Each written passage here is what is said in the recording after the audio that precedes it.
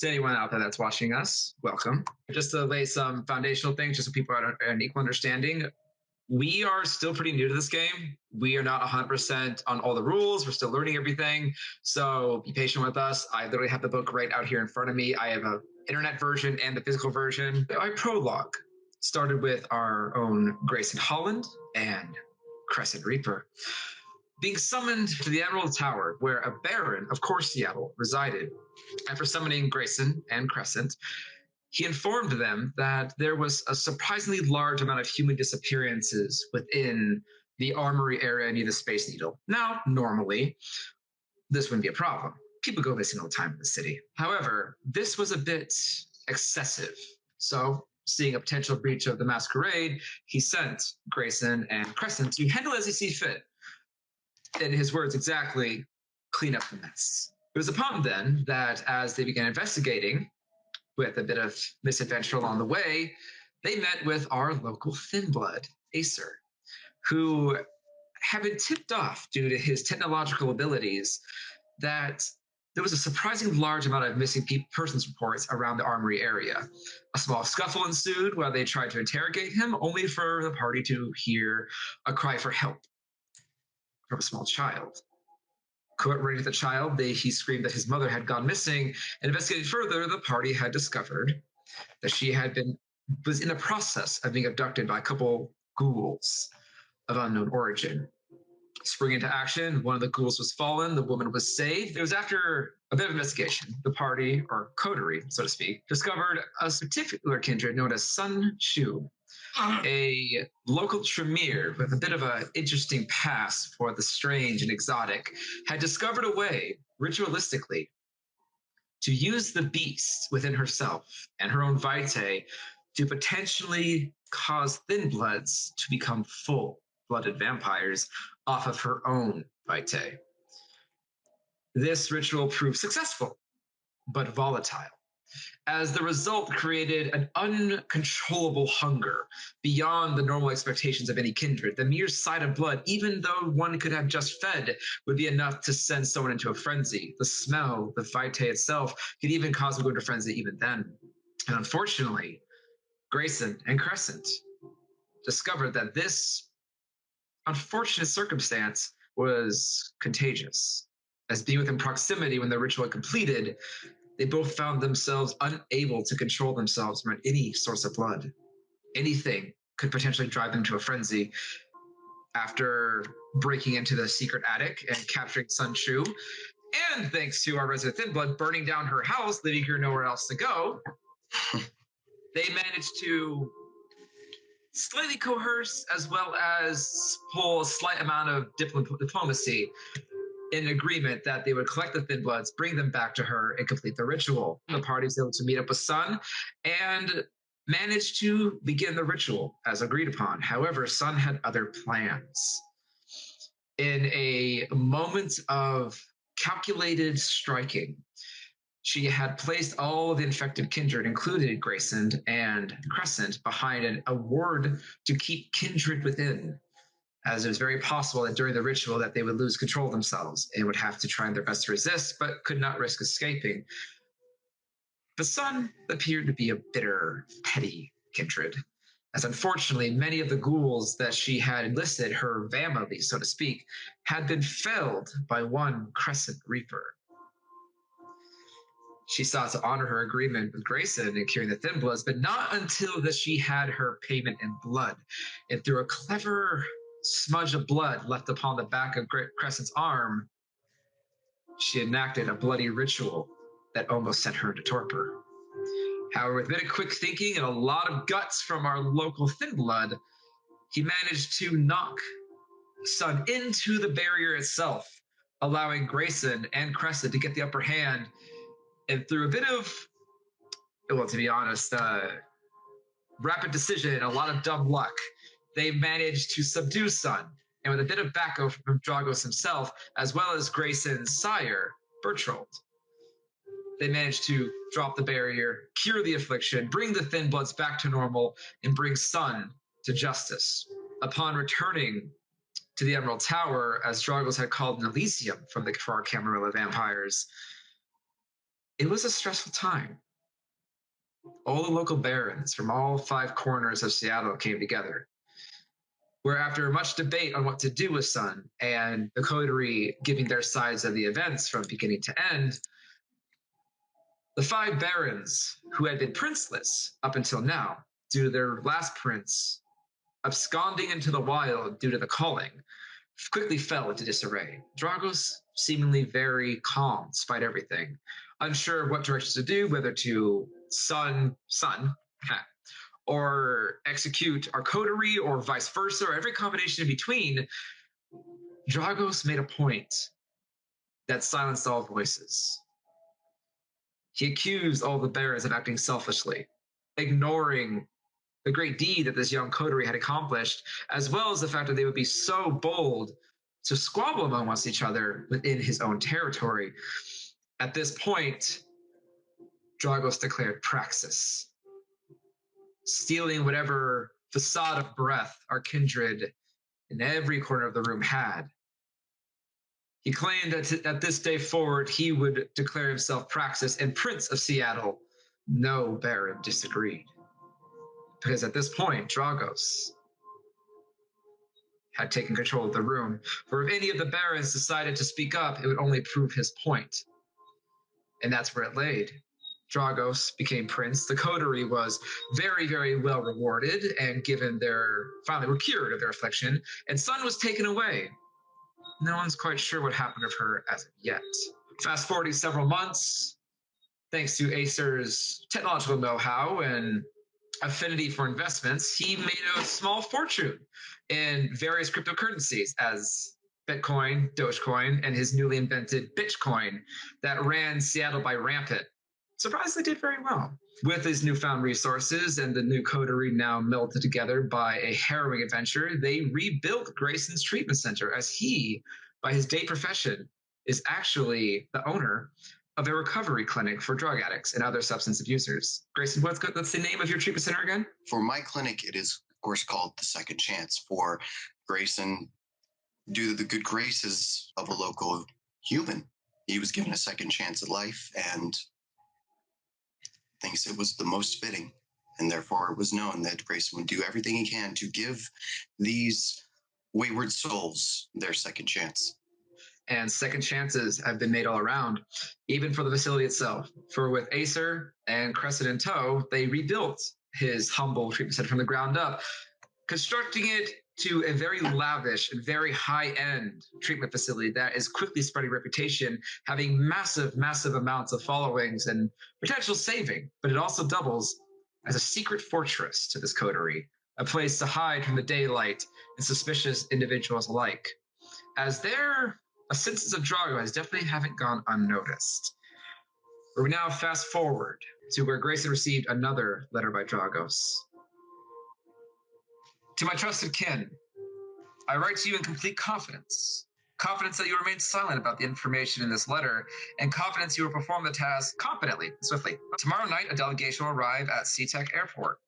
You are to safely guard and transport them from the airport to the 3rd floor of the Succubus Club the night after at 2100 hours and no later. The night of their arrival is your task to keep them somewhere safe, bringing them to the Succubus Club on the night following.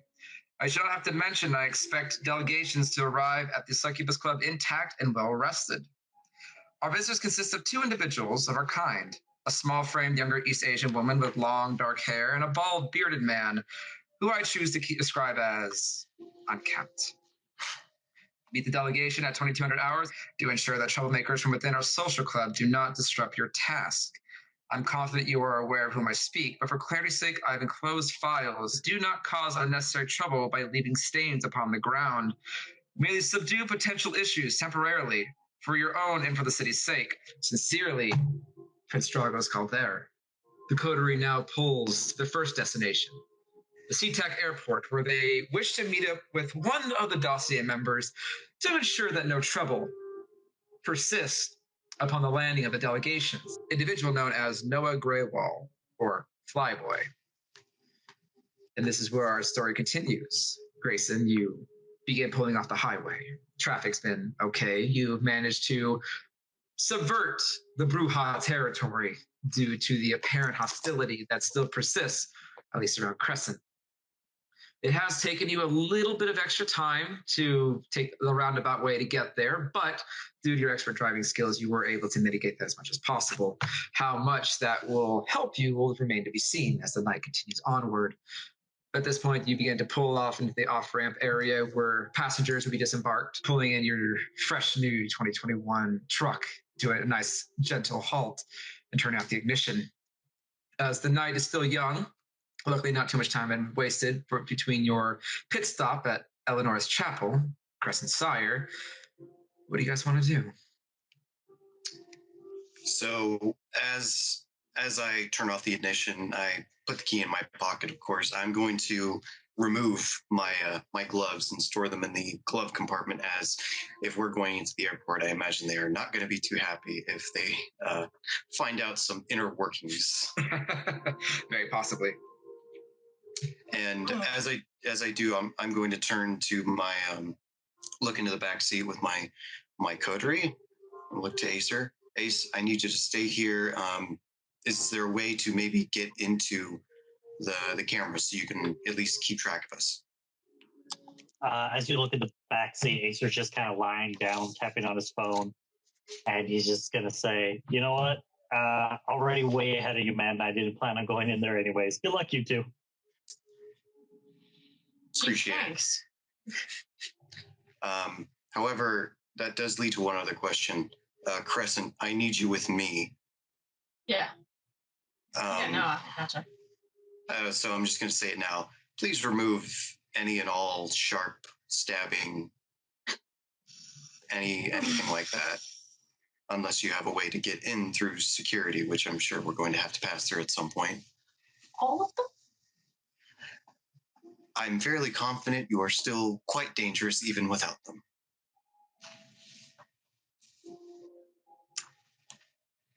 All right. I will start taking off everything, but it's going to be a little bit.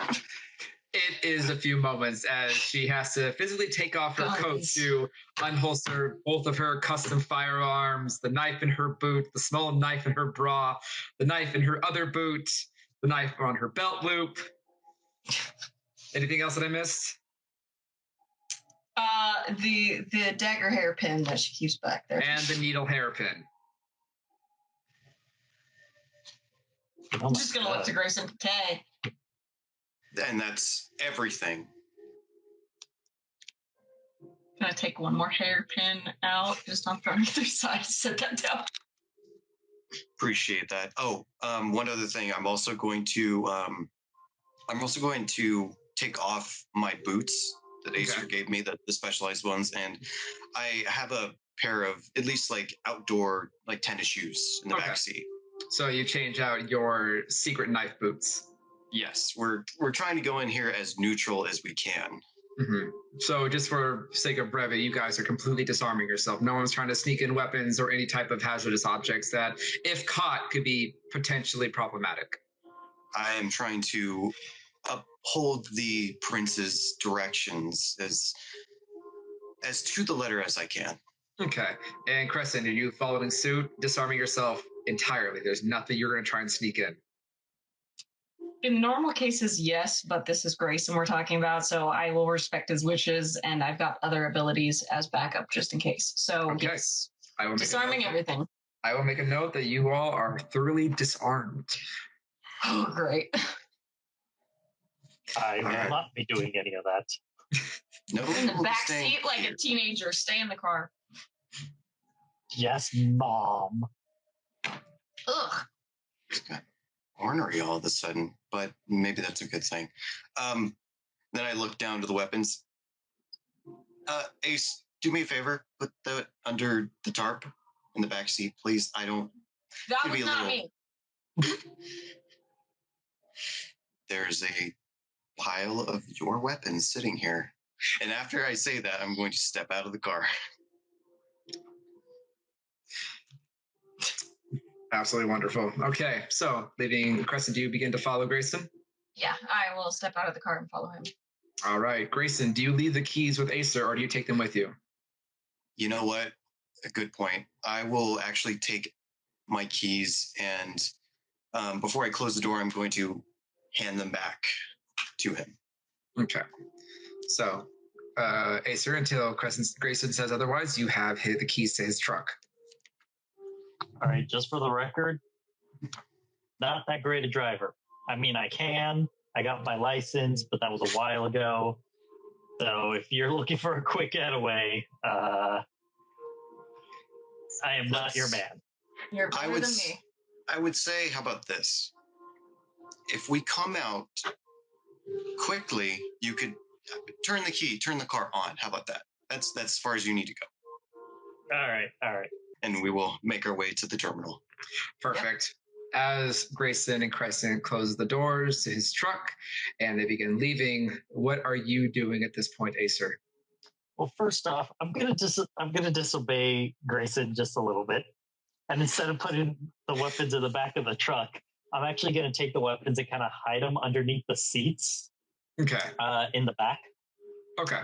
Kind of next to me, just in case, if I need to use any of them, I'm gonna use them, especially the deckers. I am foreseeing a string of bullet holes in Grayson's new window. Oh, you're foreseeing a lot more than that, friend. With that, I'm going to start trying to hack into the security system and see if I can get a visual of anything. Okay, I would say for this, go ahead and make an intelligence and technology roll. You got it. Before you do that, how are you going to try and connect into their system, as you are trying to do it remotely? Am I understanding? That is correct, yes. Okay, I'm trying to connect to their signal and piggyback off of that into their security system. So you're banking that they have a Wi-Fi that's in range of you? Yep. Okay. So from this point, I will warn you, as you do open up your portable system with you, because you did bring your laptop, correct? Or you do this off your phone? I did bring my laptop. This was going to be a big job, so I probably need something a little more heavy duty. So with your laptop, you do see that the internet there is Wi-Fi available here within the terminal, but from this distance, it's pretty weak signal, about 1 bar. So anything that you may be dealing with, if you are successful, might be heavily delayed. Crapolas. So you may need to try and get closer or figure out another method. I'm gonna peek out the window. Do I see any spots that are closer to the building? Go ahead and make a wits plus awareness roll. Alrighty. Let's see. Sorry. What's an investigation? Because you're looking for something specific. Yes. Okay. Hold on. Let me see. Hunger. I have 1. Okay. Make sure to include any hunger dice in your roll. Yes, that's what I was checking. What's 3? Investigation is actually pretty good. So 3 for you. 3. 3 successes? Perfect. It is a little dark, but this area is plenty lit, and your eyes do tend to follow the trail that seems to flicker every now and then as you can see Crescent walking away. The overhead streetlights unfortunately reacting to her presence, but you're able to kind of pull off to the side. You do see what could be like some kind of cable junction off to the side of the terminal over some fencing.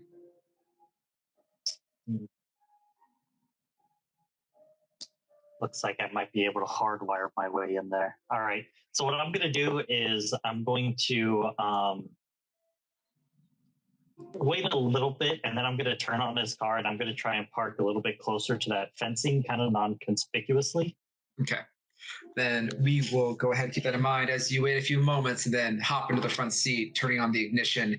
And as you begin to pull your way forward, are you trying to do very stealthily, or how close are you trying to get? Because as you begin to pull around, you do notice this fenced-in area is considered off limits. You don't necessarily see any patrolling guards or security at this current juncture, but you're not entirely sure how long that's going to be.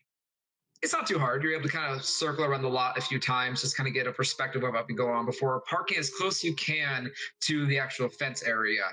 From this point, if you were to hop the fence, which you do see there is a little bit of barbed wiring over the top of it, it'd be a straight shot to that cable junction if you sprinted it. But you're maybe about, I'll say, 80 feet away, roughly.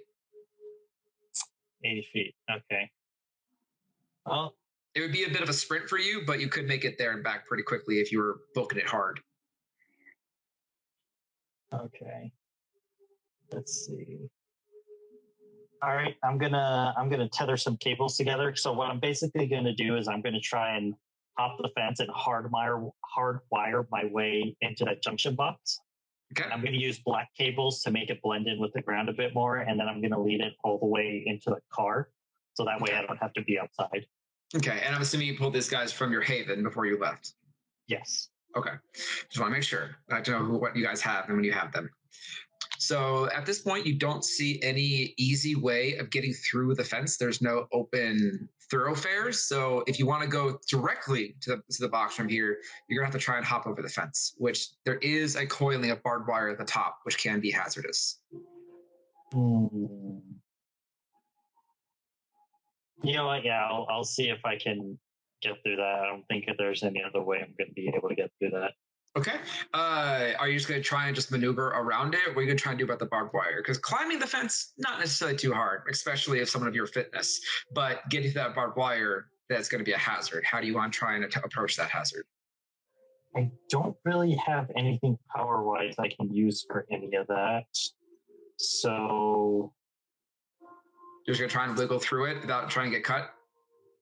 what I'm going to do is I'm going to take off my cloak as I'm climbing up, and as I'm getting closer, I'm going to take off my cloak, kind of lay it over the top, and then kind of go over my cloak. Clever enough. I'll say for this, go ahead and make a. You know what? Just give me just a dexterity plus athletics. Okay. Combination of finessing and being able to hold your weight up long enough to do so without causing issues.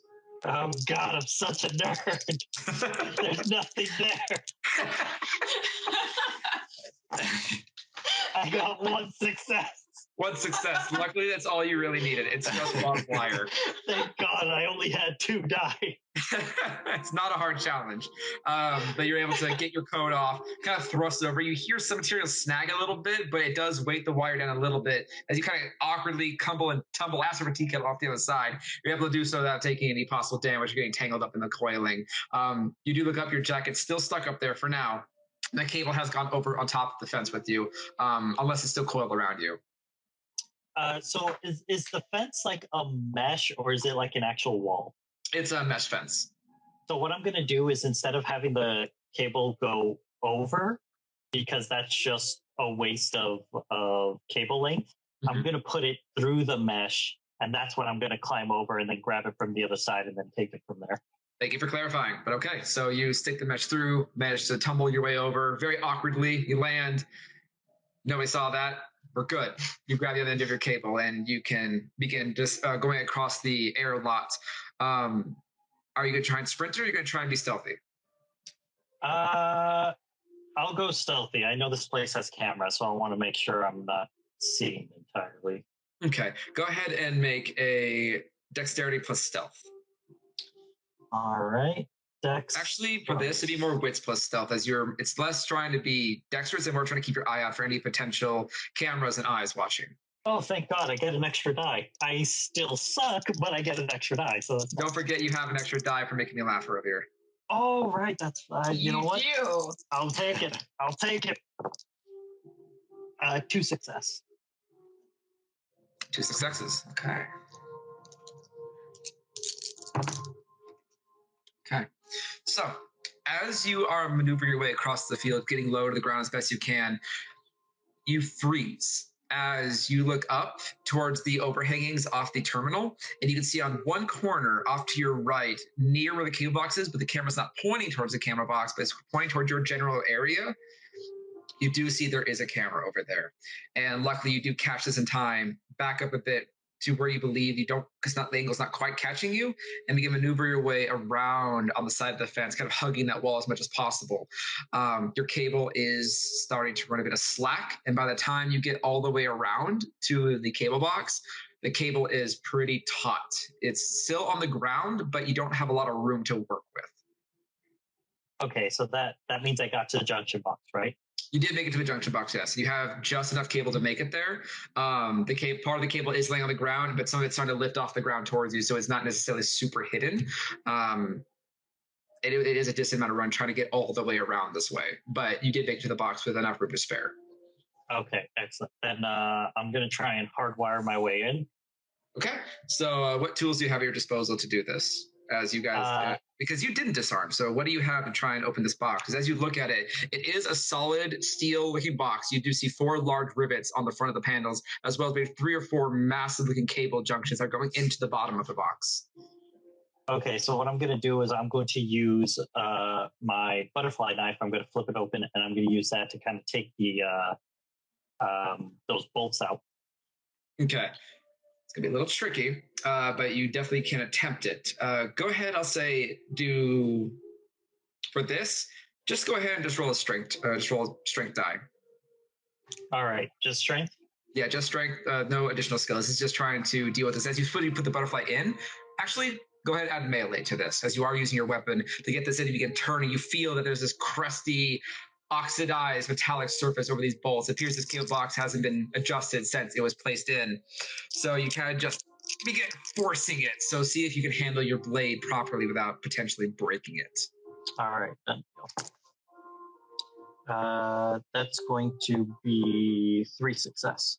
More than enough. You have to kind of angle it just right, kind of bang on the box very lightly, kind of break off some of that rust, but then you begin to bust those bolts one at a time and begin to remove the paneling.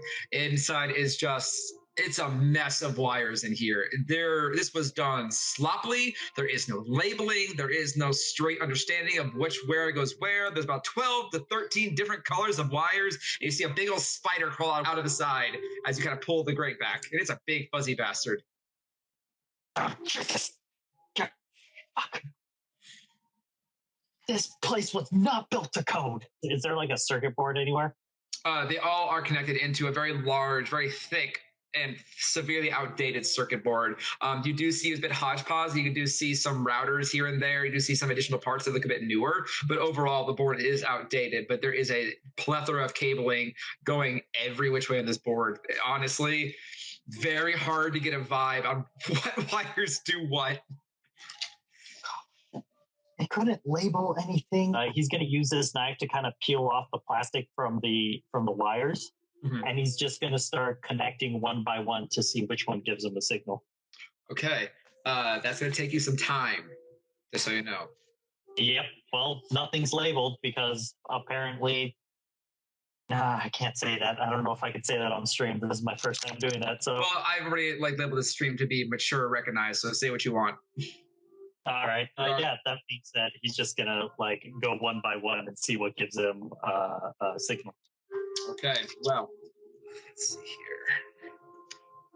While you do that, this will take some time. We'll go back to our coterie and see what happens. So we'll be back to you in a moment. As our scene fades over to Crescent and Grayson, you begin walking down the long length of the parking lot. Grayson, go ahead and make a Wits plus awareness roll. Wits and awareness, no problem. Yes. Let's see here. And my awareness. Okay. I'll actually check my app just to make sure that I do have an updated sheet. 2 successes. 2 successes. As you're walking, you do hear this familiar sound after maybe 10 minutes of walking. So as you get towards the entrance of the SeaTac airport, you hear the familiar sound of a very hefty engine firing up. And you turn and look behind you, and you see your truck pulling out of the parking lot and making a few rounds inside the parking lot.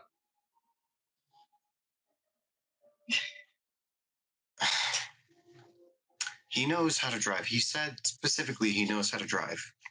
I heard him say that, yeah. Okay, good.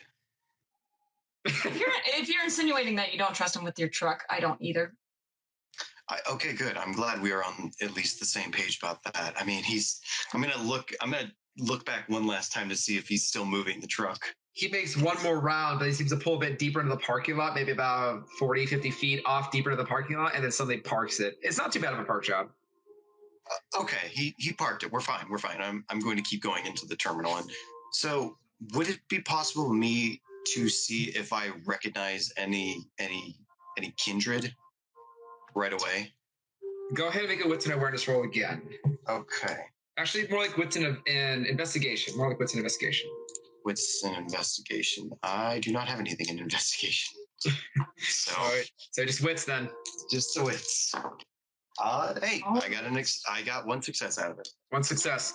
So, but looking around at the international airport, the moment it opens in, the blast of freezing cold industrial-sized AC hits you guys.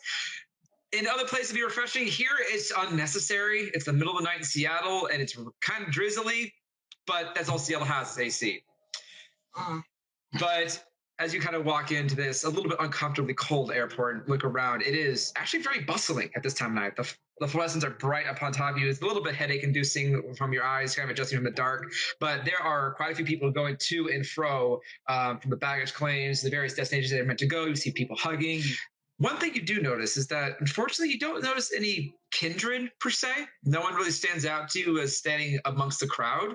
But what you do notice, and Crescent, you pick up on this actually very quickly, just naturally with your affinity for firearms, there are security down here, which is a bit odd. Most airports don't have security around baggage claim, at least to a full extent. But what strikes you is even though there's maybe 3, 4 security seem to be patrolling around, they're openly armed.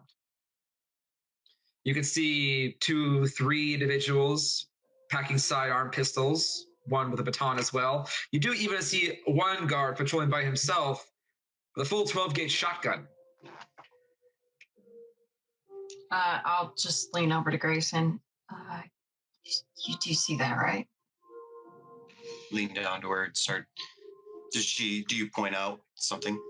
I'll kind of nudge, but I won't directly point because I don't want to draw attention.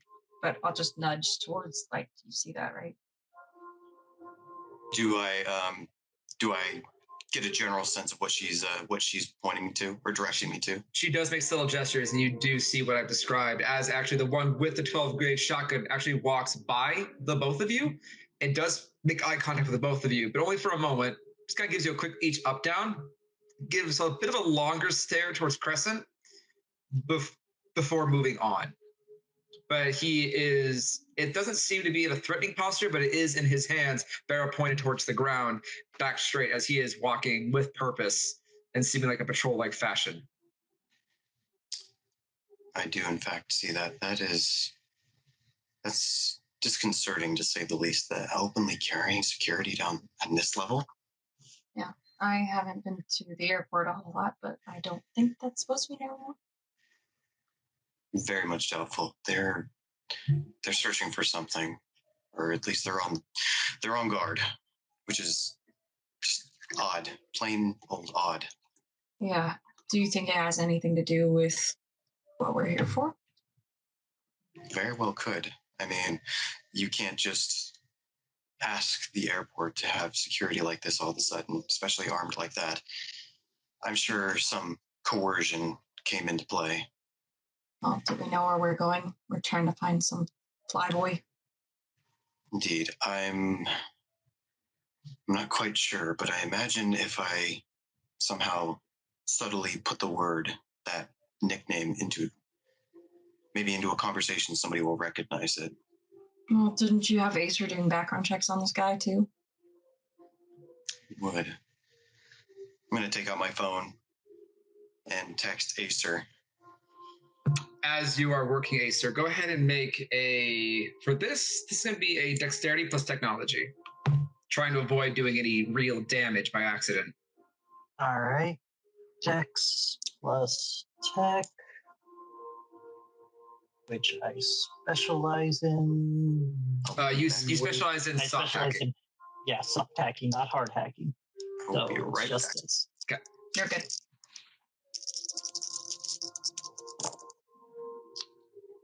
Oh, one success. Oh, do you want to spend willpower to try and re-roll 3 burnt die? Yeah, I think I'm going to, definitely. Okay, you take a super special willpower roll, and you can re-roll up to 3 black failed die, or 3 black die in general, but no hunger die. Let's see. Oh, you know what? I will take it. That's a total of 4 now, because I got a critical. Much better. No messies? No messies. Okay, good.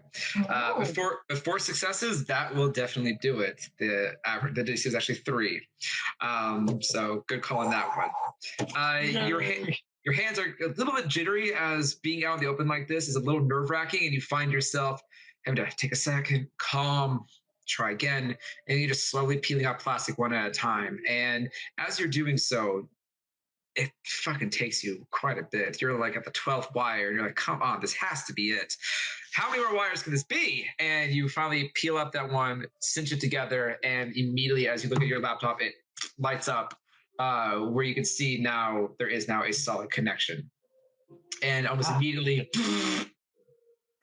Yeah. your phone goes off. He's going to look around really quick, kind of startled, like, okay, we're good. As you look around, you actually are beginning to hear the sounds of footsteps. They're faint and a bit distant, but there seems to be something coming. Oh no. Well, fuck me. Okay, I'm back. Oh no. Welcome back. Let's see. First and foremost, the ground. Is it like straight cement? Is it grass? Like what do we look at? So straight from the cable box to the fence, it's cement. But the trail that you walked around was a healthy layer of grass, pebbles, and some kind of landscaping. Okay. So what I'm gonna do is I'm gonna like try and sneak over to the pebbles and just kind of use them to cover the wire a little bit. And then I'm gonna try and hop over the fence. Okay. You begin making your way and start shoving this cable off to the side and kind of bringing it around. I will remind you the box is still open. Yeah, let's go ahead and close that sucker then. Okay. So at the moment, 2 moments it takes you to close that up. Footsteps are getting louder, but they haven't reached you yet. Enough time for you to kind of cinch this back up, but they're getting louder. And you begin to pull that cable closer and to you, kind of rattling around. You begin tucking off the side. As you just begin to just barely begin to hit the landscaping, right by kind of like a kind of crappy, mostly decrepit bush. It is dark and there's not quite any light in this particular spot. You do see a man beginning coming around the corner, big industrial flashlight in hand coming around the corner, and you can see immediately as he comes around, he's packing heat on a sidearm. Oh fuck! You said there was a bush? You're right by the edge of the landscape with a slightly decrepit bush. Okay, I'm gonna try and hide in that bush. All right, go ahead and make it. I can't go out there. Go ahead and make a dexterity plus stealth. All right. Dex and no stealth. This is gonna go great, guys. You can spend a willpower to boost your dexterity if you'd like. No.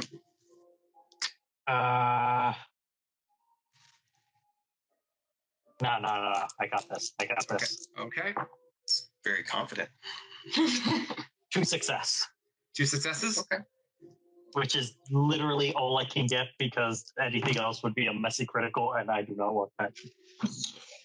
Well, luckily that this is indeed, even though he's a well paid but average mortal, he only rolled 1 success. So as he comes around the corner, you dip down low, cover your laptop, use your own body as like a blanket to cover any type of light, and you just hold your breath and watch as this man comes around the corner. Very ex-military crew cut, a little bit of salt and pepper in the face and in the hair as well. Seems like after maybe possible retirement, has let his facial hair really grow in. Still pretty well fit for his age. Kind of comes around with this big old flashlight, looking around, scanning, looks down the center of the area, kind of turns toward the bush, and you feel that light kind of pass right over you. You kind of duck your head down. Doesn't seem too perplexed. Turns and goes off in a different direction. After a few moments, he turns and he seems to disappear behind, out of sight, into the dark. You can faintly see his flashlight off in the distance, but he seems to be a pleasant distance away from you, and you are unseen.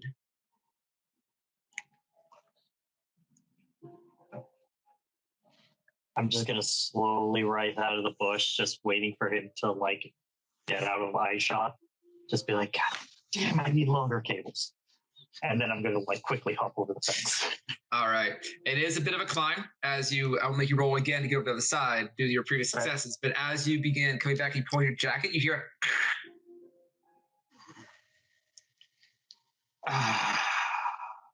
you try and keep pulling that jacket off if you want, but it seems to be stuck on the wire due to your just enough success. All right, I'm gonna go into the secret compartment and grab the 3 pills that I had with me and kind of put them in my pocket. Mm-hmm. And then I'm gonna try my best to finagle my jacket off the wire. Okay, go ahead. This is gonna be just just gonna be just a general dexterity. See if you're even capable of doing it. General Dex. All right, that's only 2. This is great, guys. 1 success. Hallelujah. That'll do it. That'll be enough. It's not a hard challenge. You just didn't want to damage the jacket further. But you take time to unhook it, kind of pack it up. You kind of take a stock of it for a second. See if there's mostly just in the underarms, that there was now some slits coming about the waist up to the armpits. Not too terrible. Might be a bit drafty, but you're kindred, so who cares? And you manage to pack up your jacket, hop down with your laptop, and make it just the side of Grayson's truck. As you open the door, that wire goes taut. It looks like you're not going to be able to get inside the truck with this wire. Right. So you could sit behind, you could sit on the near of the truck, but you're going to be stuck outside while you're using your laptop and connect it this way. Oh, yeah, that's great. This is cool. I love being outside. I love the outdoors. This is fantastic. And he just kind of opens the laptop, just kind of uses the truck more as like a back support and just starts typing and just it is a little out of nowhere. So you know. Oh, great. Oh, this is fantastic. I love the rain. The outside is fucking great. And he's gonna take off his jacket, kind of throw it over him, kind of like a little makeshift little tent. Mm-hmm. And he's just gonna sit there. He's who the fuck texted me? He's gonna open it up. It's Grayson. Okay. Open up the text. What does that say? Do you remind me? There was an affiliate of his that said it, the name in the dossier. The affiliate that he has influence over is with the Department of Aviation's executive team or executive security team, known as Felicity Miller. Felicity Miller. Okay. Does it say, so she is the head of security of the airport? Based on the dossier that provided, it says that it is the aviation's executive team, which would be the security team within the actual airport itself. Okay, that's something. Shoot. Actually, it's not bad. My text is gonna say, do you have eyes on the inside yet? Go ahead and make a intelligence plus technology and go ahead and add a +1 die as you are locked in physically to the system.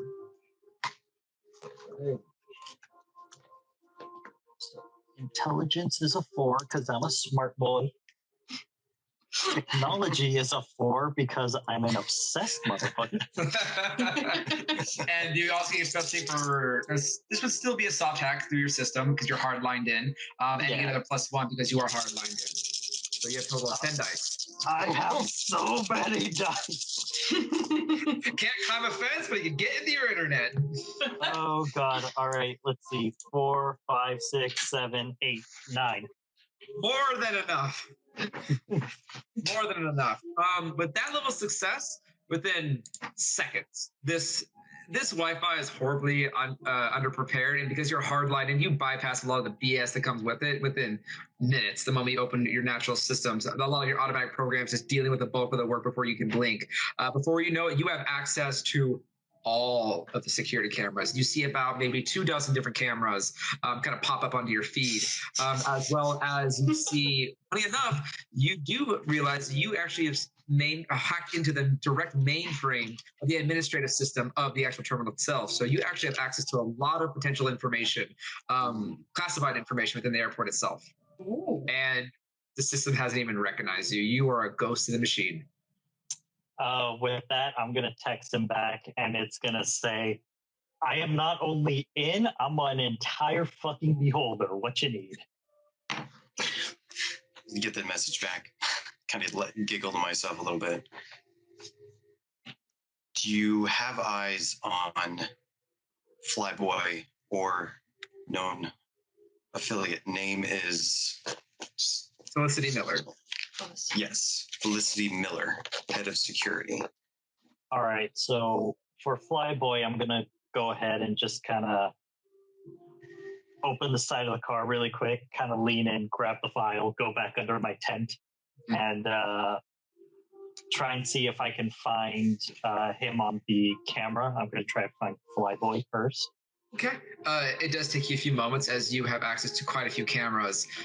You see some office buildings, you see some security terminals, you see a lot of thoroughfare, you actually do see the entrance where you can kind of just mentally wave to Grayson and Crescent as they are kind of standing waiting for you to kind of write back to them. Crescent, basically a pixelated blur. Well, in fact, you even notice that camera kind of statics a little bit every now and then, causing a little bit of latency with that particular camera. An untrained eye would probably think it's just a slight connection malfunction. You know better. They continue to cycle through the cameras. You don't see anyone particularly walking around that matches the description upon the dossier. It looks like these cameras don't really capture a lot of the internal offices or different small cubicles that exist as like closed office spaces, but you don't see anyone matching the description of Flyboy within the actual thoroughfare. Doesn't seem he's walking around anywhere. Is there a description of Felicity within the files? There is not. There's only a name. Okay. So I'm going to go ahead and try and see if I can cross-reference Felicity Miller from any public records on my phone. Felicity Miller under public records. Let's see here. So, if you're just going through public records, Felicity Miller is the appointed executive member of the SeaTac airport system. She's been with the SeaTac for about a decade, around 44 years old, labeled identified as female, blonde hair, fair skin, decent build. You do see her picture pop up. She looks like a very professional looking woman, does not smile in her photo, very tight bun in her hair, kind of give her a very stern appearance. It looks like that the executive team that she has under her is a member of maybe 15 staff or so. Funny thing enough, it does say specifically that, at least within the information you're pulling from the public records, is that it says that she specialized in unarmed security and peace of mind. So you immediately think back, there was an armed guard that almost caught you. That may not be a part of her specific team. Maybe private security, the more you think about it. But it does show that at least she has indeed, when referencing the thanks to your role in technology with Felicity's records publicly, as well as the records you can find internally in the airport, it looks like recently there have been emails back and forth about a notice that security is going to be upped for the next several days due to potential security risks, all in an effort to keep travel safe and functional as possible for the employees as well as the customers that are coming. I'm going to go ahead and use that photo and try and cross-reference through all the cameras to see if I can find her within the system. Going through, you do have to go through a couple of cameras, but you do see her walking through a lot of the upper levels of the airport. You do see that she kind of walks into one of the main security office rooms. She seems to be having some kind of conversation. Unfortunately, these cameras don't have CCTV audio, just video. So you can't quite make out what they're saying, but they have some kind of exchange. She passes over what appears to be a hefty stack of dossiers or folders of some kind to the security agent, who stands up and nods. They seem to talk casually for a few moments. She points at the screen a couple times.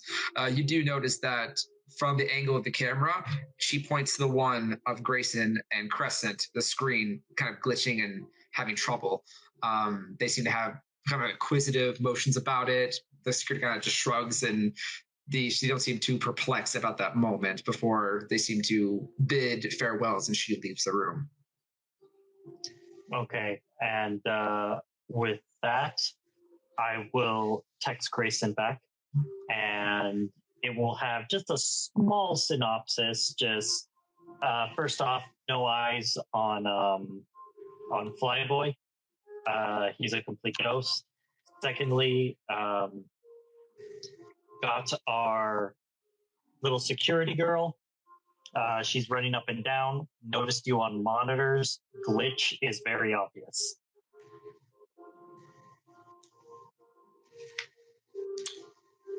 Appreciate that. Good to know she's here. stay tuned, keep an eye out, message me in case something looks awry. And I'm going to put my phone back. But before I put my phone back in my pocket, I'm going to delete those messages. Okay. So you make sure to delete your contact with Chris. Yes. With Acer. Yes. Got it. Gotta try something. Okay. Turn to Crescent. She's here. No eyes on Flyboy, but if she's here, she's a font of information. Just gotta find her. She's upper levels at the moment. Upper levels. Yeah, we're gonna have to keep a low profile. I think we're already gaining a tiny bit of attention, so look as casual as we can. Do my best. So, what do you guys want to do as you are still standing at the entrance of the terminal? I'm actually going to wrap my arm on Crescent's shoulder, and I'm going to kind of lead her into the terminal, and we're going to go to the front desk, and I'm going to smile and kind of play it out like, don't worry, I'll take you to the terminal. You get on, you'll be just fine, okay? Promise. It'll be great. It's taking everything in me not to punch you right now. What is this? I told you we're going up to see your brother. Right. And as I say this, I give like that subtle like the it's a twitch of the cheek. Yeah. It's that subtle like wink wink nod motion. Exactly. I've known Grayson long enough. You would know. Still the same. So, yes. Crescent, are you going to try and play along with this very spontaneous act?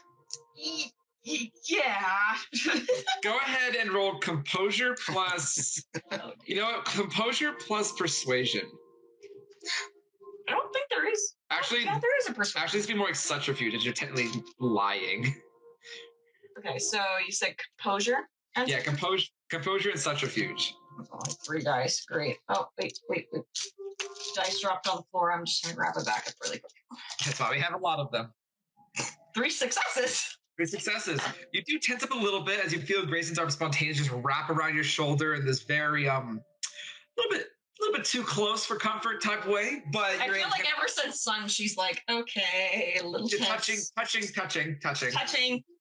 But you're able to kind of lean into it a little bit, to kind of nod and smile and do a little bit of that Valley Girl hair poof and giggle to kind of really sell it as you guys begin making your way through the line. At this point, as you kind of finish up this small little bit, you do see at the front of the information help name desk of like 3 or 4 individuals. One woman does call you over. Real big poof of a curly hair, dark ebony skin, very nice uniform, heavy makeup, but done very well. But either she's good at it or she pays a lot for it. Manicured nails, you can hear her loudly clicking away on a keyboard like, yeah, next, come on, hurry up, next, please. Yep. I'm gonna walk up to her. Hey there, how you doing today? Hi, welcome to SeaTac. What can I do for you? Hi. I know it's kind of it's always that thing you get, but we're actually meeting my son up at the terminal. Do you mind if we get just a pass to get through? Just meet him there. We're not actually taking any flights today. Oh, that's kind of tricky. That's against most of our policies. It's a possible security problem. I understand. We would only be for a few minutes. His flight's coming in right now. I don't know. You said that you're going to go meet your son? Yes, he's just at the terminal. I think he's what is it? I think he's coming in from California. He was doing a little school trip. I tell you about it. He kind of starts to go into a little bit of a he's been traveling. He's trying to find himself. He's been going through some stuff. Tough with our family problems. Mother. I'm sorry. Quick side note. Yes, sir. I still have Grayson's phone bugged, so I can hear what he's saying. Yep. And you said I have access to more than just the cameras, right? You have probably about 95% of all the systems at your fingertips right now. All right. Is there any way I can put up a false dossier of the person he is talking about? He has not given any specific names, and trying to inject a dossier into an already existing flight may put you at risk of being caught. It's up to you if you want to try that, or you can pull up information for free on who's already on the flight. Actually, that would be a lot safer. So yeah, let me see who's who's on flights to and from California. Okay, you do pull to the manifest, and you actually do see there are 3 flights coming in from California. One of them in the next 20 minutes. So luckily, let's see here. Let me go pull up my list of victims here. List of victims. Victims. No, that's the fun thing about this book. There actually is like an actual list. Oh, you know what? Oh no, I know. Victims. I'm like, I didn't think they were gonna be a victim, but And I love this book. It's so morbid. There's legit a list. Oh my goodness. There's 50 victims in the back of this book and 50 victims in the front, and there's another 50 in the back of the Chicago by Night, another 50 in the front as well. This is absolutely horrible. So when you guys ever just want to kill a random person, I'll be like, and that person dies.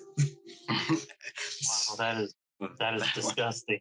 You know what? I appreciate the fact that they provided NPCs just for me to throw away, because my God, that's sometimes hard to think of on the fly. I mean, fair. honestly, yeah. Yeah, that's not wrong. There's 100. Let's see. Just look at the top of the list. You see a few names such as Eric Gilmore, Lam Vo, Peggy Hodge, David Otwood, Lee Sao. That's kind of a few names you see at the top. Let's go, David. David? Yeah. Yeah, David Otwood. Okay. So David Otwood, you have that name. Seems to be pulling up his dossier. 22-year-old male, is flying alone. Flying coach. And currently, they're actually pulling up his name. Do you pull up more information on him in the dossier, or just his flight information?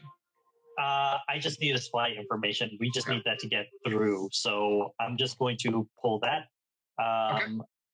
And I'm going to send the ticket information to Grayson.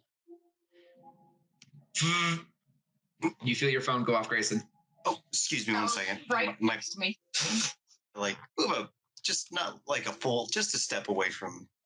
As you take a step away, the attendant does kind of go, kind of his eyes on you, Crescent, and goes, hi. Her smile kind of falters a little bit. Hi. Rainy day. Yeah, rain falls from the sky. It does that. Yeah, totally does that. She's like constantly just looking between you and like Grace, like hoping the other guy comes back, and she's obviously very uncomfortable. Something about you that just strikes her off. As I open up my phone and I take a look at the message. You do see a individual by the name of David Otwood, his entire flight itinerary. Perfect. I'm gonna take a look at the flight, and I'm gonna look at the terminal. Sorry, what's the name? David. David. The last name? And what was his last name again? Otwood. David Otwood. He's about 22 now. You hear growing up so quick nowadays. You hear her correctly, like, yeah, they really, really do. I've got a niece and nephew that really are growing up like we. Oh, okay. That actually makes a lot of sense on why you're here. So I'm assuming that you're the one you're the Mr. Jenkins Otwood that responded to our notice that your son has been detained. Yes, and hopefully we can resolve as quickly as we can.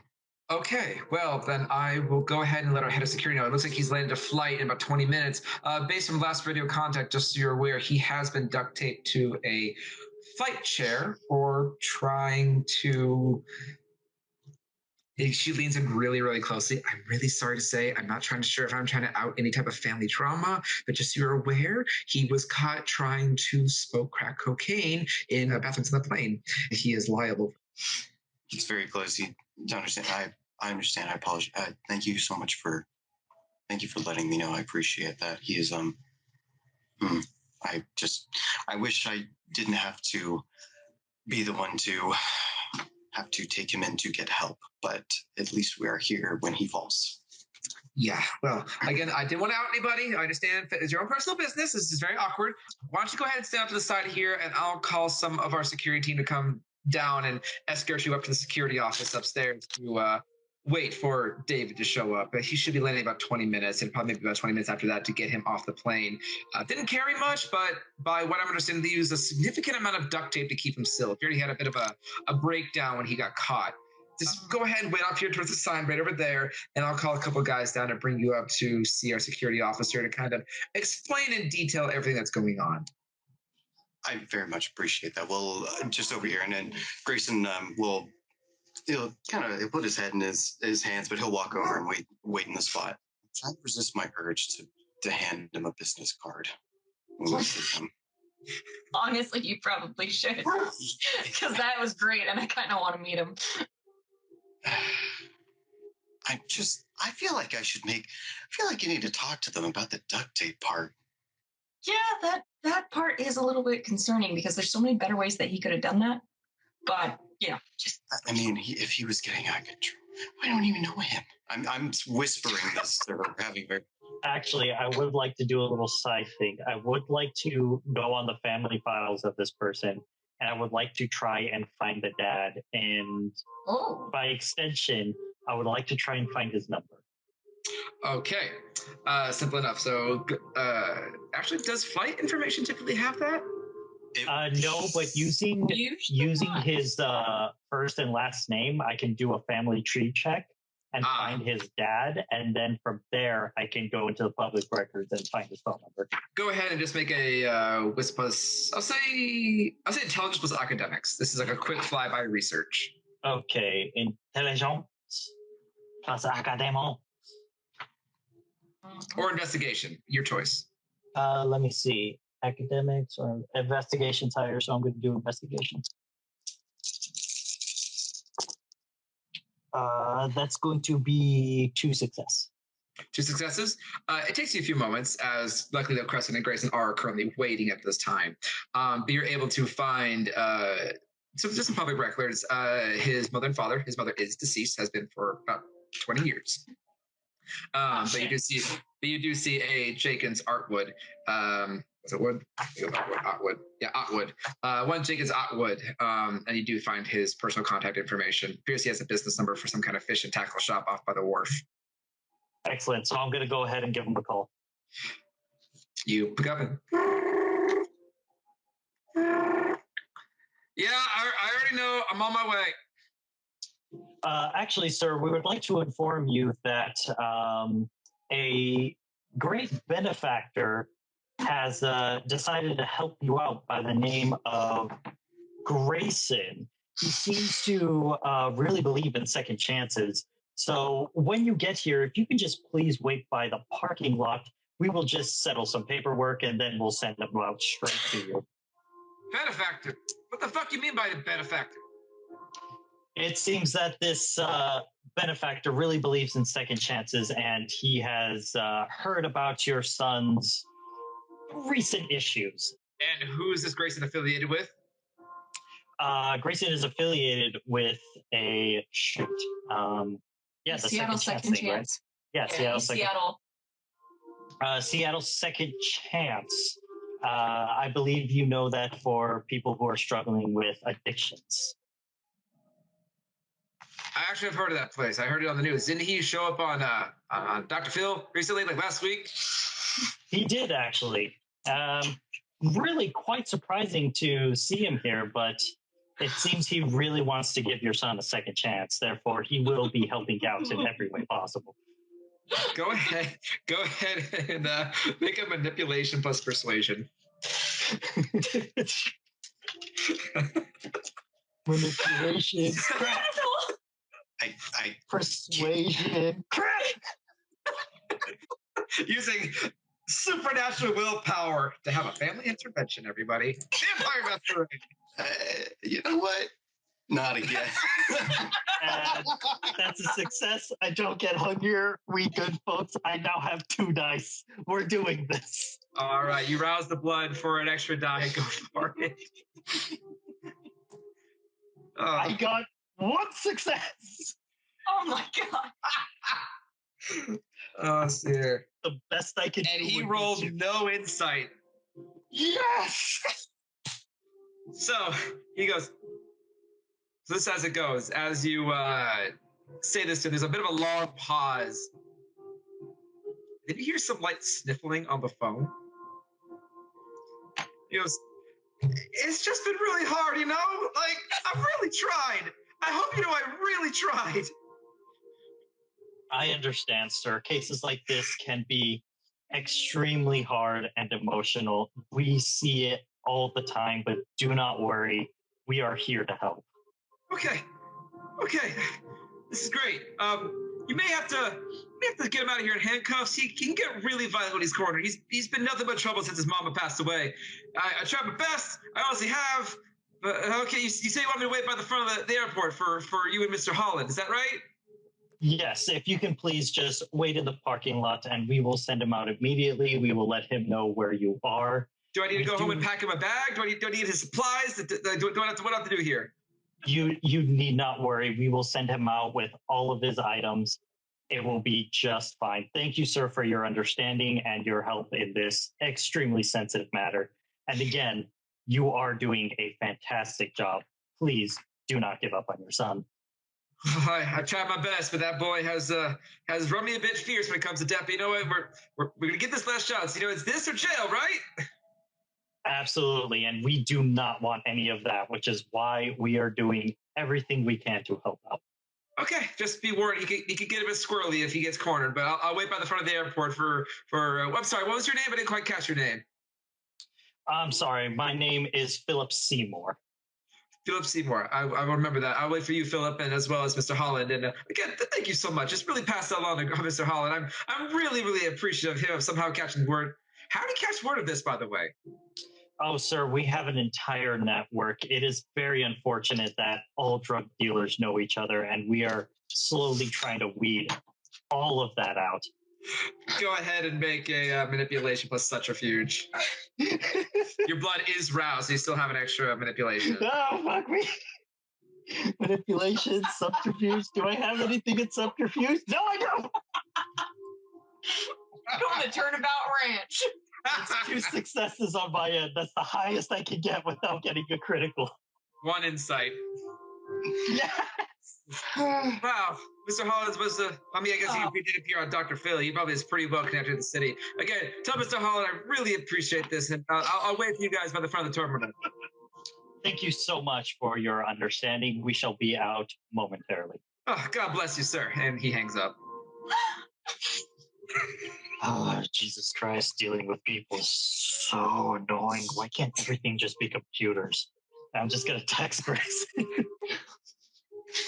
And Grayson, you're going to receive a text. The text is just going to say, Dad is not going to bother you. However, from this point on, you are the benefactor and you will pay his bail. Good luck.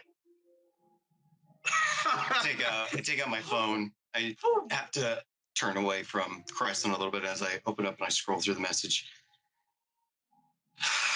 Second chances. And right before you close your phone, just one more text. And by you, I mean me. I will pay the bail.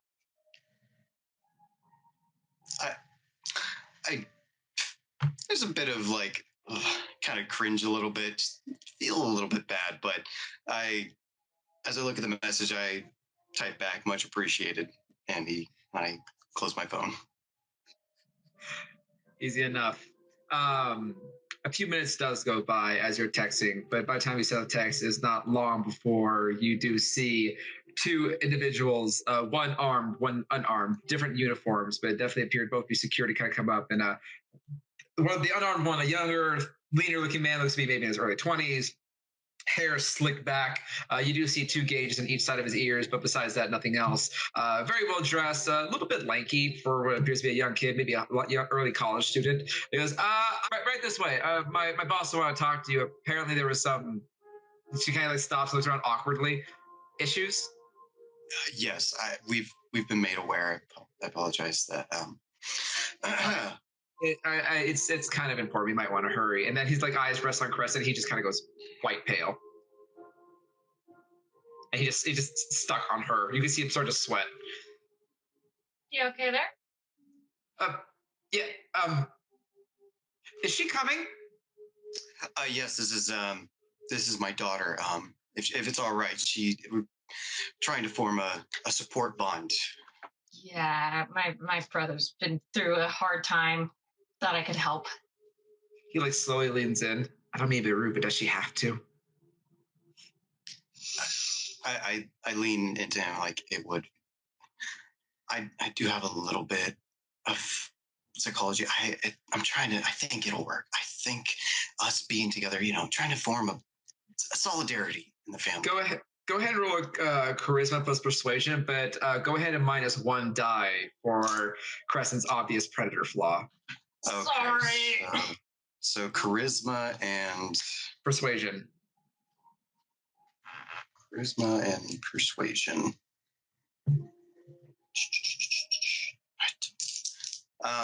Can I rouse the blood? Because that -1's hurt me. You may go ahead and rouse the blood. Yeah, You boy. boost your charisma by 1, but you risk hunger. Okay, I did succeed on the rouse You check. do not get hungrier. The dictator within you stays quiet and observant. Okay. That's 2 successes. Successes is fair enough. He does seem to be a little wary as he's taken a few steps closer to his armed protege, and his eyes never leave Crescent. He goes, I can't say no, but just please, I'd just like to remind you that your son, yes, has caused quite a lengthy amount of problems. We would like to avoid any further. See, he's like looking back at Grace, just back and forth. Any further complications? Absolutely. Very hard, awkward smile. Absolutely, we are just get this done quick as we can. We will be out of your hair. Great. Just follow me so we go to the security checkpoint to get you guys patted down before we go into the upper rooms. Okay. Absolutely, right behind you. And they begin leading you off. They lead you up the escalators, take a few of the roundabout passageways where they take you through one of the maintenance accesses off to the right, where it does say in big red letters, employees only. Leading you through a couple stairwells, you guys make it to the upper, more management and administration areas of the airport. Most people wouldn't see the side of this place unless they actually worked here. But as they make it to the top railing, gets you over to the main office building, the young man letting you in, the armed guard flanking behind you, it does push you in. They do bring you up to what appears to be a set of security metal detectors, as well as a full body scanner. They first push you, Grace is like, okay, just stand on the scanner, hands up, feet apart. And as the machine goes right through you, nothing seems to come up on you as you're kind of waved through. They kind of stop, look at the monitor. You're good to go. They wave you through. Crescent, as you try to step into the scanner, I'll give Grace a look like this is not gonna work, but yeah, sure, let's give it a shot. Okay, I believe for you that was at a composure plus technology. What was it? I believe so. I will double check. I believe it's something in technology. I know it's something in technology. Yeah. You're dealing with your Bane. It is use of modern technology. You make a technology test at a difficulty of 2 + 2. I would say this is resolve plus technology for your dice pool. Resolve. Okay. Trying to will your Bane to stifle. Bring the force field down. Oh, yeah. No. So that's just try 3 dice. Try and breathe in, breathe out. Fail. And 1 success. You may use willpower to burn any unspent die if you wish. Since the 1 success was on hunger dice, yes, that would be awesome. So, and 1 more success, so 2 successes. Successes. You walk into the scanner, Crescent. They tell you arms out, hands up. Please don't move. The machine warms up. The guy leans over. 1 sec, to stay there. Yeah. He walks over. Look at Grayson. You guys slap the side of the monitor a little bit. Damn old thing. He walks over, he just slaps the side of the machine really hard. It caused the whole thing to vibrate. He goes, and somehow got it unstuck from wherever it was. Like, there we go. Come on through. And as you come on through, check as you wait, listen to the monitor, you can kind of peek over and see it's kind of distorted. Doesn't look quite right, but there is the overall shape of your outline after a few moments of him like looking really close, like stupid old. He types on a few things on a few areas, and it's a bit of a longer process. He like scans through your image very carefully, trying to make do with what he has. He goes, he points to one of the guards. Can you just pat her just to be sure? I think she's okay, but I want to make sure. Do you allow, as one of this, a very large male individual begins to walk towards you, do you allow him to give you a pat down? Yeah. He's going to be like, I will activate Shadow Cloak and be like, I don't really feel that is necessary. We're just here for a few minutes.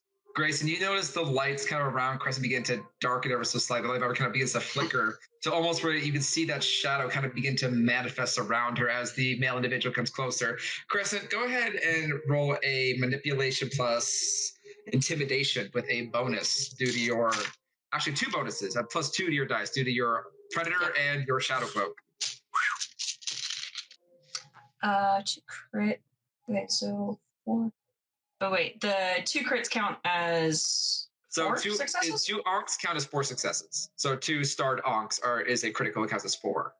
6 successes. Any messies? Nope. Okay, 6 successes. All crits. So the larger individual comes towards you, and he is armed. And as you kind of flare this out, you see him immediately kind of go for his sidearm a little bit, just out of sheer reaction. You do see a cold sweat begin to go down the side of his face. Several of the other guards are now actively watching you. The one behind you, he is holding on to the terminal, obviously very scared now. So the room has very much changed, and there's this awkward stalemate going on. You kind of openly display this intimidation towards him. It's very subtly. You do see, though, as the other 2 guards who are watching begin kind of rounding about, start coming closer, flanking this individual. The skinnier one does lean in, petrified, goes, it's just security process. Everyone has to do it. We have to do it every day. I looked at Grayson. Grayson, you get the sense this room is very, very tense. And while the intimidation has indeed made these individuals nervous, it may have worked on the normal guards, but these armed individuals are trained to act despite being scared. And they may run into some problems. So just so I could get, there is the guard in front of her. There is one guard of her about 2 or 3 paces away. About a step or 2 behind him is 2 more armed guards coming to see the situation, coming to stand by and assist, kind of see like this is something maybe happening. The skinnier one's next to you, Grayson, kind of whispering this, and the one that just scanned Crescent is just not even trying to be part of the situation. He's just staying very still, as if like, if I need to dive over this railing suddenly, I'm going to. I guess I'm gonna go over to the guard that's in front of her, just to his side. I'm making myself very well, just non-threatening as I kind of turn around him.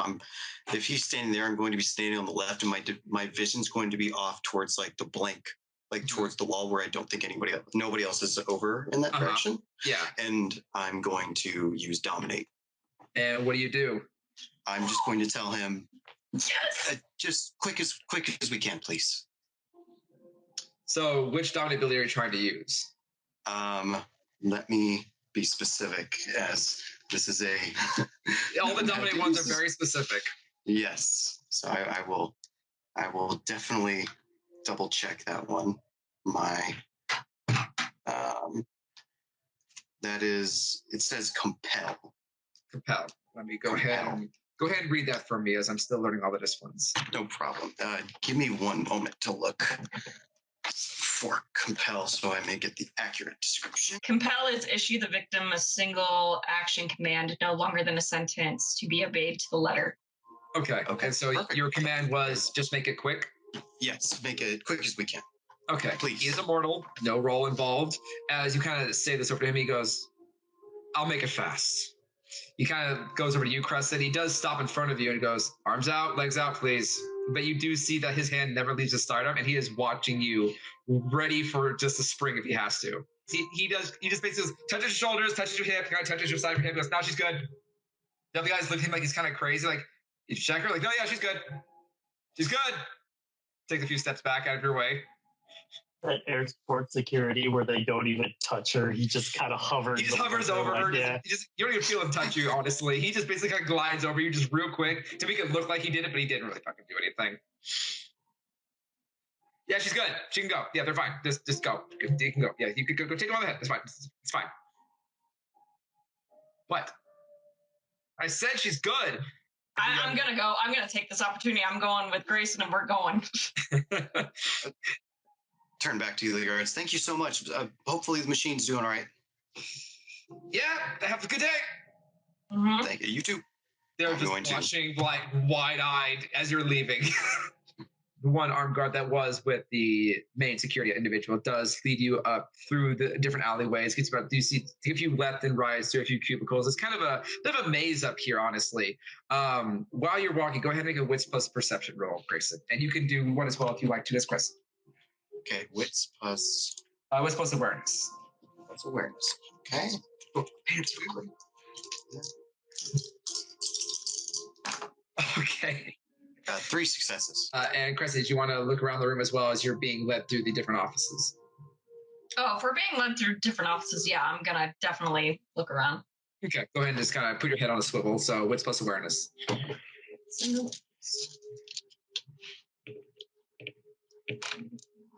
Success. 3 successes. 3 successes. And how many did you get, Grayson? No, also 3? Yes, I also got 3. Also 3. Both of you, as you're kind of looking around, you do see the various office names you don't really recognize. You do see that you're being led to a security office. But as you're going down the main thoroughfare where you can see a security office at the end of the hall, you pass by a door in big brass plaque. You see head of operations, Noel Graywell, which you would know is the full real name of your alias you've been looking for. You do see a big brass name of his plaque that says head of operations on a door as you guys walk past it. Maybe about 3 or 4 doors down from the security office. Oh, so we're walking past it? You're walking past it. They are not leading you to the actual operations office.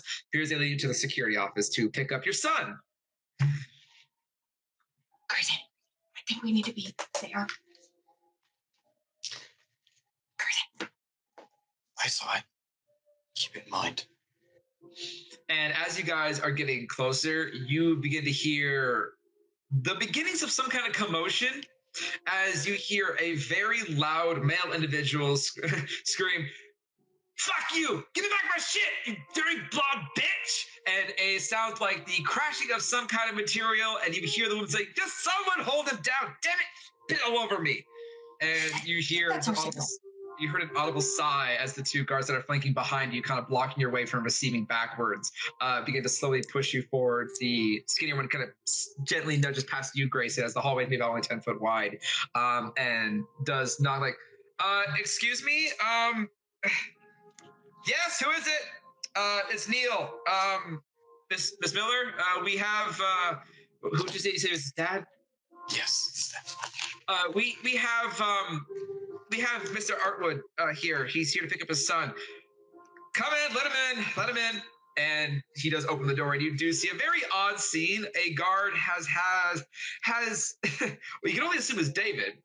Very shaggy, very unkept facial individual, very, very gaunt in the face and neck, almost sickly looking, bald. Like there's hair, but it's either fallen out or shaved tight.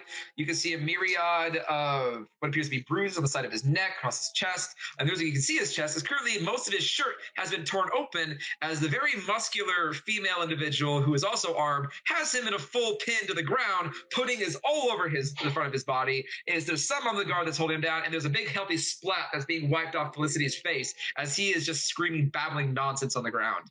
And Felicity just wipes the rest of the pudding off her face, kind of nudges the discarded cup off to the side. She steps over the situation, kind of wipes her hand off what appears to be a very large white cloth, maybe a handkerchief of some kind, puts her hand out. Mr. Artwood, I presume? Yes, it's good to meet you. I'm sorry, Mr. Artwood, what's your name?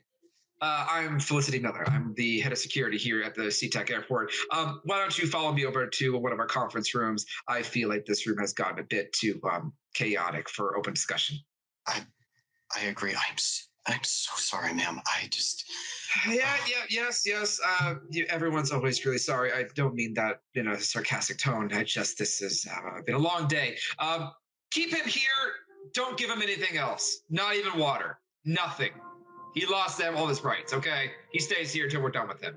Yes, ma'am. And she points to the 2 guards around, like, you help her. She can handle it, but I don't want any more of this mess. This is nonsense. They go, yes, ma'am. And they kind of shovel past you and kind of nudge past you, but doing very well not to touch Crescent.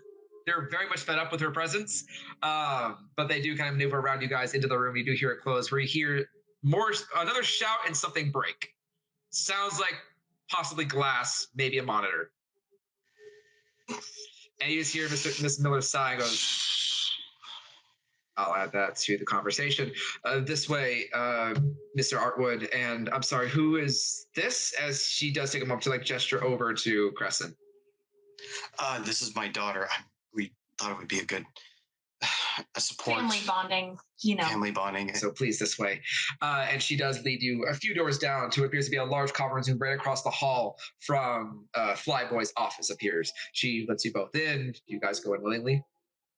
Yes, I do go in. She closes the door. She just closes the door, and there is maybe a large oval table, maybe about 12, 13 chairs in this conference space. And she does sit at the head of the table and just, please take your seat. We have a lot to talk about.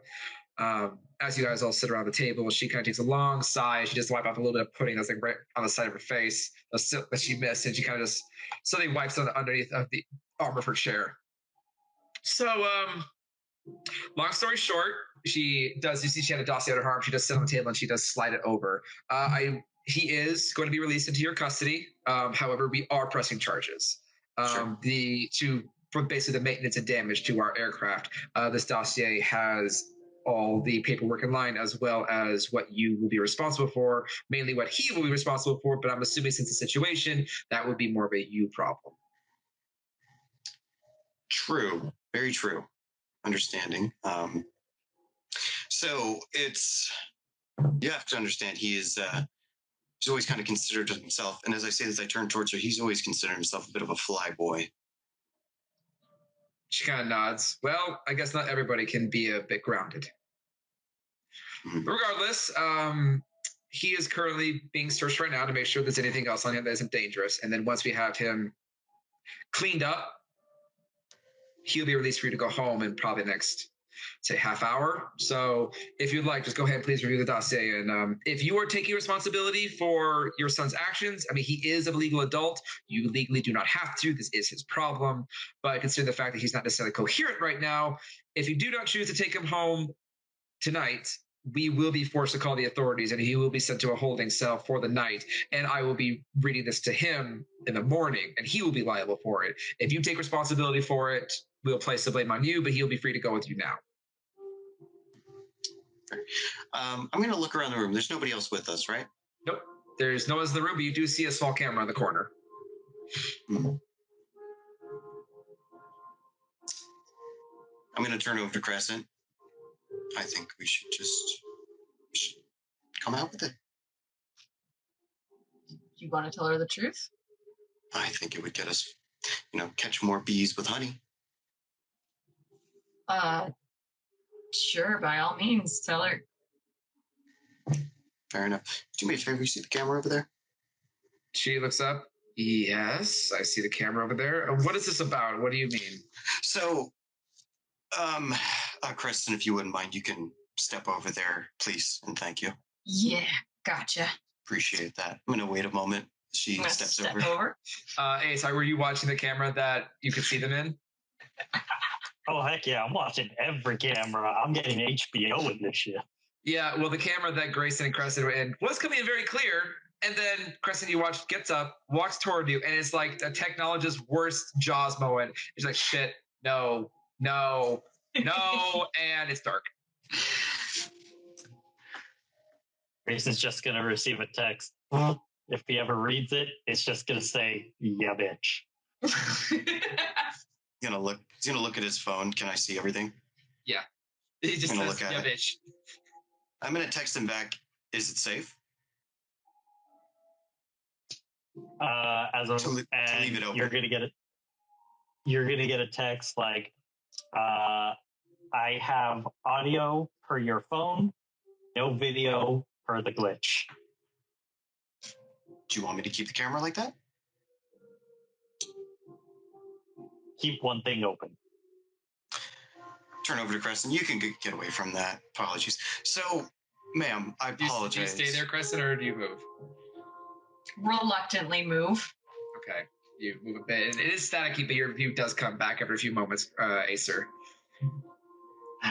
At this point, Felicity is looking a little bit on edge. You do see her leaning back, and she does seem to have rested her hand on the side of her thigh. Gresson, from where you're sitting, you can see that she has her hand on a radio. And she's kind of like leaning back with a bit more of a investigative posture, obviously a bit caught off guard of the situation, as you guys are not reacting as she would typically see, you would expect. She does this. I'm going to look over to her. Oh, I apologize. So I will be honest, I am not, in fact, his father, but I will be taking responsibility for him. So you don't have to worry about that. Damages, anything like that, be taken care of, promise. Sorry, excuse me. You're not his father. No, I'm actually a designated caregiver now. My name is Grayson Holland of the Second Chance. Pleasure to meet you properly. And he holds out his hand. She looks at your hand, but she doesn't shake it. She just nods, like, I don't mean to be rude, but I prefer you to stay over there. As well, she. Take my hand back. Oh, absolutely understand that. So to be honest, I came here with a little bit of an opportunity. I actually am looking for Noah tonight. She kind of puts her hands on the table, her hand leaving the side of the radio, and she just kind of puts her elbows on there. And what business do you have with Noah? If I'm to understand the situation correctly, which I have to admit, it's a bit of an unorthodox situation. You're here to pick up a potential problematic individual for what reason? Rehabilitation. I see. And I apologize, I'm not familiar with your name or your line of work. Oh, no problem. I actually go into my phone and I pull out the internet browser and I search my clinic and I slide the phone over to her. She just puts a hand down and catches it without leaving eye contact. She does look over at Grayson, not your Grayson, she looks over at Crescent, reluctantly just kind of watching her for tearing her eyes away, and does look at the phone, but she does look up constantly over to Crescent's direction just to make sure she's still standing where she's standing. A light above Crescent kind of flickers every now and then. I see. Oh, okay, I see. You're the head of this Second Chance, Mr. Holland. She slides the phone back over. Take the phone back. Yes, I run my establishment, my rehabilitation, to give people a second chance to better their life. And it just so happens we come across. However, I will admit there is a primary reason that I came here, and it was to talk to, what is his name fully? Mr. Noah Graywall. And I do, in fact, but what is his business with you? And why was I notified about this sooner? This is apologize, this is more of a sort of a meet and greet. On what reason? I mean, I don't mean to sound rude, but you obviously are the head of a rehabilitation clinic, and Mr. Graywall has always been a clean, upstanding young fellow. In fact, took his work very seriously. So I don't understand the connection between the owner of a rehabilitation clinic suddenly appearing here, besides picking up a problematic individual. I'm going to activate Dominate. Okay. I'm going to look at her and say, where is he tonight? He's in his office. Would you go and get him for me? Yeah, okay. Thank you. And she does get up and begin to leave the room. Just quickly, does your compel, does it require a rouse check at all? It does. I will, wait, compel. Hell doesn't, I don't think. I'll double check just to be sure. Yeah, just double check. Because I'm keeping my track of 3 times you've used it. No, it is a free cost. It is a free cost. Perfect. Okay, yes. I want to make sure of that, because that could have been a few rouse checks. She does get it, goes, okay, yeah, one moment, I'll go get him. Thank you. Grayson Holland, right? That's me. Yeah. She does get up, and after she goes to leave the room. In the meantime, as she does leave the room, you do hear what sounds like another crash from the other room. Wow. And as you guys wait, what do you want to do? I'm going to turn over to Crescent. Sometimes it's a direct approach. Hey, I'm not going to argue with it. It worked. But again, like I said, negotiations, let me handle that part. And if it comes to it, we will explore others. Do you perchance look at the dossier that was slid over to you about the damages?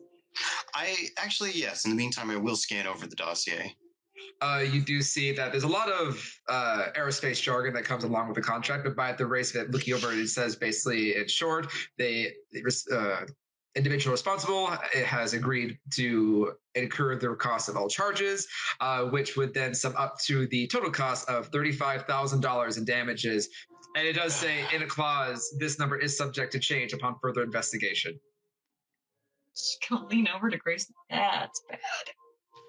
It's the price to pay for technology. It takes a lot to make, and therefore takes a lot to maintain. This David's going to be an issue. He may be my new special care at the clinic. You're going to receive a text, and it's just going to say, what's the damage? I'm going to open my phone. Reluctantly, I am going to type in the number. So it's about $35,000 question mark, as there could be more damages along the line.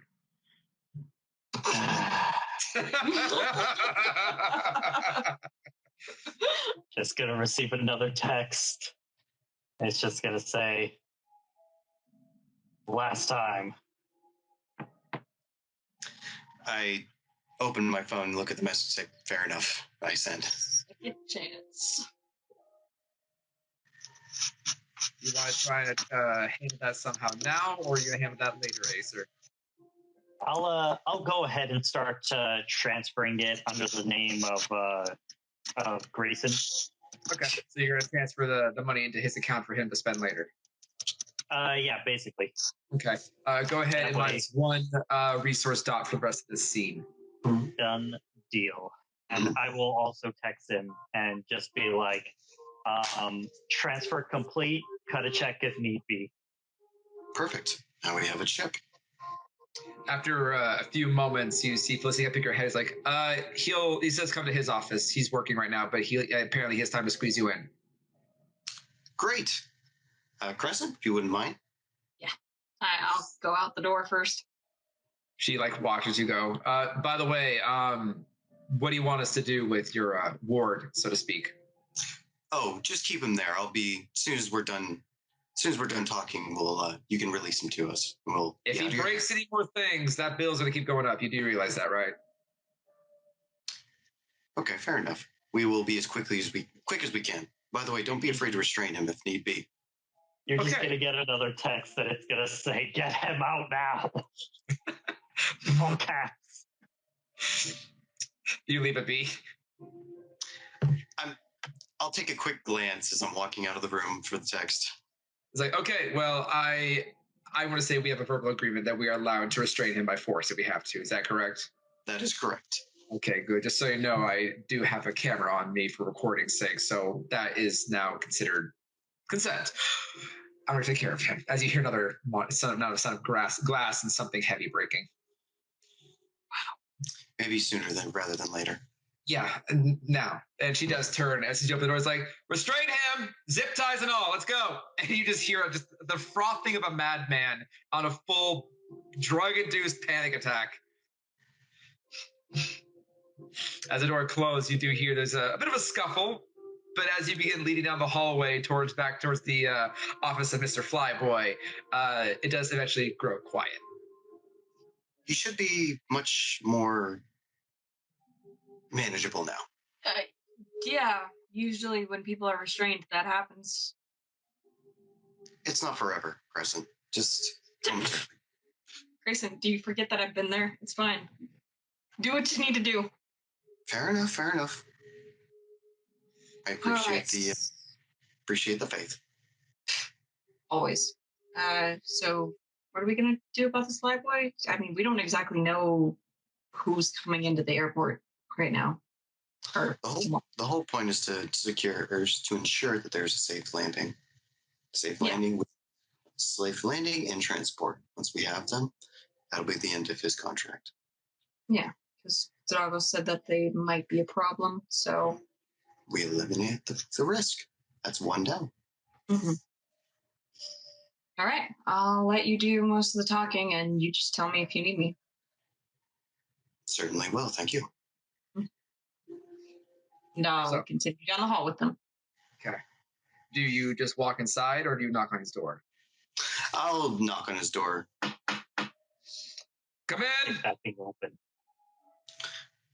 I opened up the door. Hello there.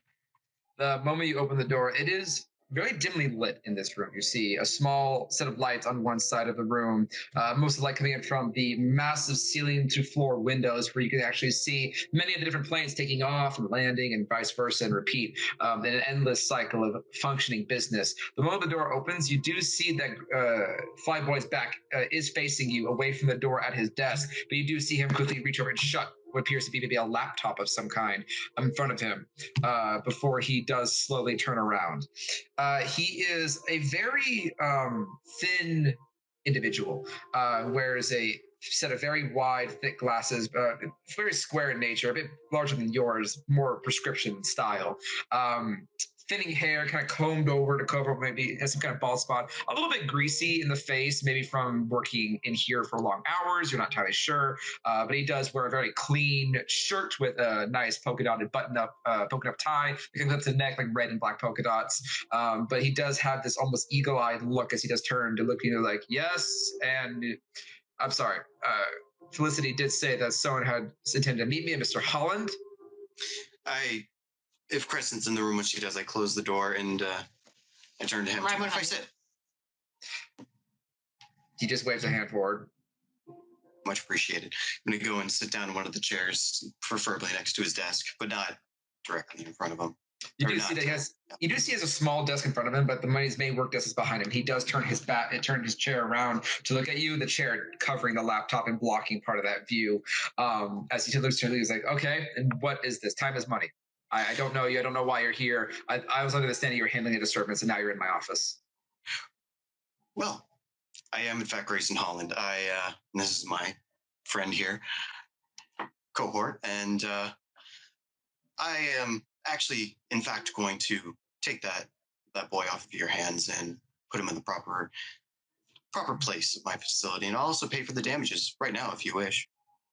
Oh, that'd be great. If you could write me a check and put it on my table, that'd be great. Absolutely. I just have one question for you before we begin. Yes.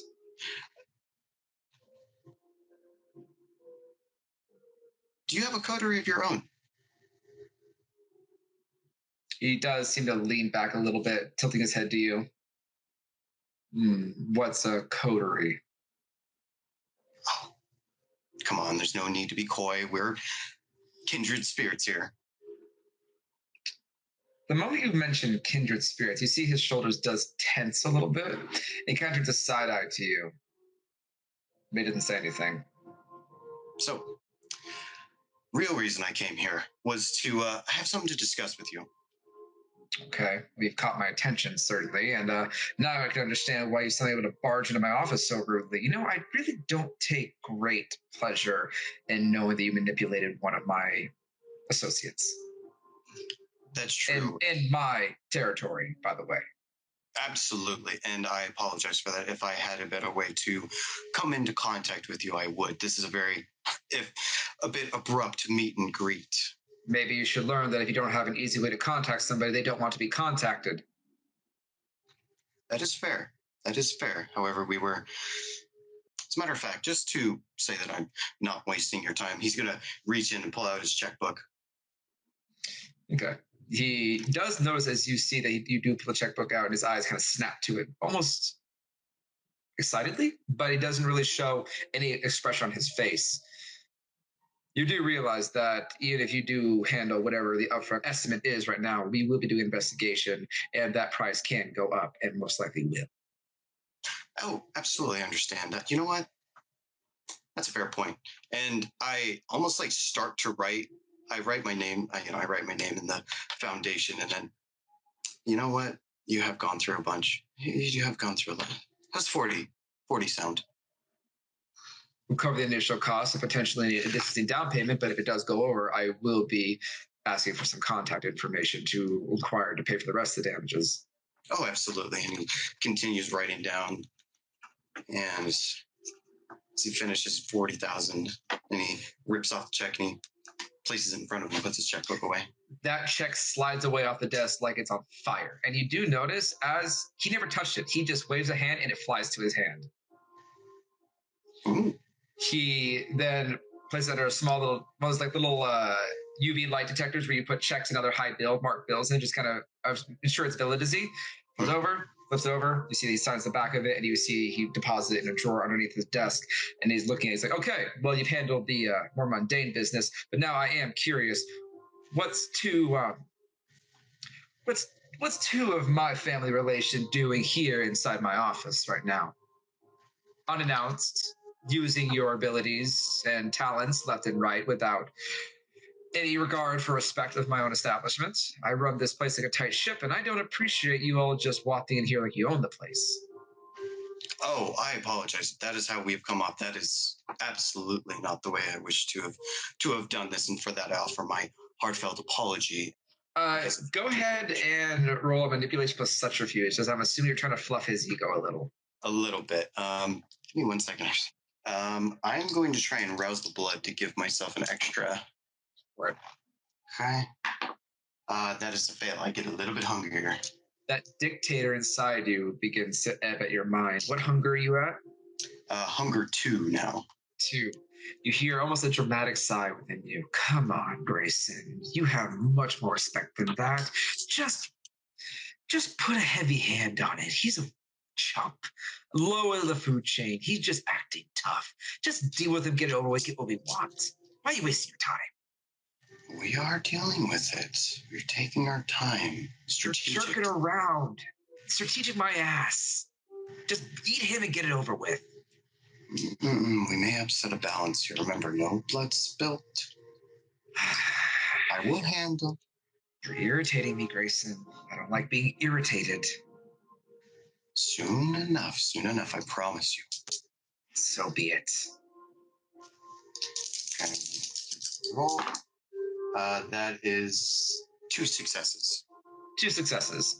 As you kind of reach out to his ego, you do see he does relax in his chair a little bit, kind of leans back, crosses his hands over his chest. Like, well, that's true.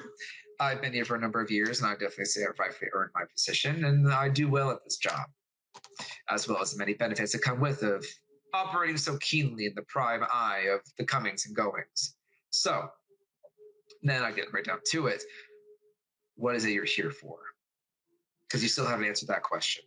Very true, and I plan to answer it right now so that we can be as transparent with each other as we can. I have a few friends coming in very soon. I believe it's tomorrow night. We'll be coming in, and I came in to make sure that, not to put any extra stress on you, that I would be able to receive them and take them out as swiftly and as safely as humanly possible. Oh, yeah, I am well aware of your alternative group of individuals that seem to be coming here. The individuals that sought to sneak them through my airport paid quite a hefty amount of coinage to load and unload some unique cargo on one of my incoming flights the next day or in the next evening. Safe to say, very big cargo. One could even say it was big enough to fit a body in, or 2.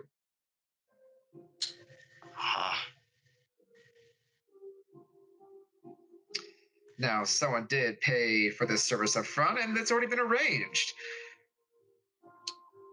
But I don't necessarily trust these the motives of why someone would go through such trouble to pass this along into the city, and frankly, I don't approve of it. Understandable. So I'm not entirely sure what you're here for, but if you're in relation to those individuals, well, let me just say they will be dealt with accordingly, and they will be sent back to wherever the hell they came from, or worse, because they do not have the right to be entering into my airport. All right. Then I suppose then we come into negotiations on what it would take for you to lift that restriction of them coming in. I'm not sure what you have to offer here. I don't really care for much, and I have a good job. If you're trying to offer me personally, I don't see where you come across that. After all, how should I phrase this? I'm the one that oversees the comings and goings of this little airport. He puts in kind of quotations. And frankly, I feel like I'm just doing my just job to keep the city safe from unwanted intrusions. After all, you and I both know that problematic individuals of our kind can definitely be, well, lack of other eloquence, problematic. Very true. I would say that those coming in are not very much unlike me. As a matter of fact, I would say we are even family, which you can understand my fervent need to have them come in, and so that I may take care of them myself. Well, if they show the same kind of initial elegance that you have, I definitely could say you and your kind don't have a very good first impression, which does not bode well for my senses. True. Sometimes we are not as elegant as the Toreador or as convincing as the... He kind of puts a hand up to kind of like, I understand you're referencing. Let's cut to brass taxes. You have such an interest in these individuals. Why? They are of my clan. I see. I wish to see them as safe as any of my kindred. Funny thing, I don't really even think I remembered mentioning a clan. Okay, well, let me just, for the sake of argument, bite. You obviously have worked very hard to get into my office, which again, slightly irritated about, as talking to you is less that I could be working and getting things done. So for the sake of brevity here, what are you offering me? What do you have that I would think is significant enough to turn a blind eye to some illicit cargo that may be slipping its way into the city and put my own neck on the line? How about being in the prince's good graces? Fucking prince. He ain't a prince. He's just an upstart. Before you know it, the other individuals of note are going to descend upon him and the power in the city will shift. And that's the thing about Seattle. Power always shifts. The last one in charge and the one before it, they left and abandoned this city to its waiver. And then these big upstarts came in and thought they ruled the place. And again, power shifts. But you know what always stays? Me. And this airport. People come in, people go. I decide who comes, I decide who goes. And I don't care what who you think the prince is. It doesn't impress me. It may not impress you, but like it or not, he's still the new prince. He does kind of tilt his head to you. Big words coming from an individual of our kind that have no say and should not even be standing here. Factionless. Now, I'm going to say this. I am the negotiator. She is another option. Well, if you were the negotiator, I suggest you keep your dog on a leash. And this dog has saved my life. As with most rescue dogs, but a dog is still a dog, and dogs don't speak. If you're the negotiator, you should be the negotiator and teach your dog some manners. Well, maybe if you negotiate a little more properly. I didn't get this way just because, I was all powerful or I had great fancy abilities. Hell, the blood that I have is even spat on thanks to the whole ridiculous attitude to thin bloods. So I have... Why, yes. Apologies, you're a thin blood. Why, yes. I apologize. I don't want to make that blatantly obvious. No, not at all. I have one as part of my coterie, actually. Oh, really? Does he get your coffee and shine your shoes? After all, you look spiffy, so tell him great job. No, as a matter of fact, he is the true one that just gave you your financial boost.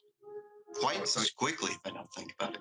At this point, you do see him leaning with a slight smile. Oh, so he is the wealthy one. He is resourceful. She is dangerous. I have a bit of magic. I have a bit of magic myself, but as I said, I have no real interest in the politics between kindred.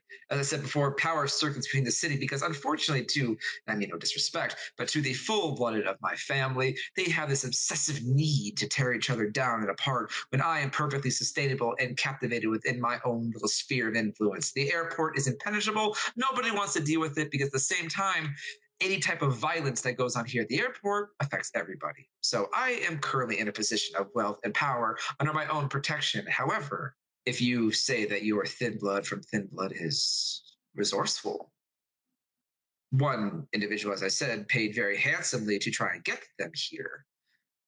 One might say it would be maybe even more generous to have the host of someone handling something very innocent and bipartisan, I would say, in this situation, to be paid a hefty sum for their troubles of handling dangerous and potentially volatile goods. I would believe that would be fair. These goods are very, very important to me and to my coterie. Depends on how much, if you're willing to pay my fee. Please. You are hearing all of this, Ace. Oh, yeah. I'm hearing every single detail, and I am holding back so much. So, do you have contact with the individual that has access to your wealth and resources? Because my fee is substantial. Of course I do. If you'd like to talk to him, you can. I would most certainly like to. Absolutely. One moment. Takes out his phone, texts Acer. This is a good time. I text back, this asshat. I can literally scramble all his planes and make them crash. It's a good lead. I'm going to text back. It's a good leading point.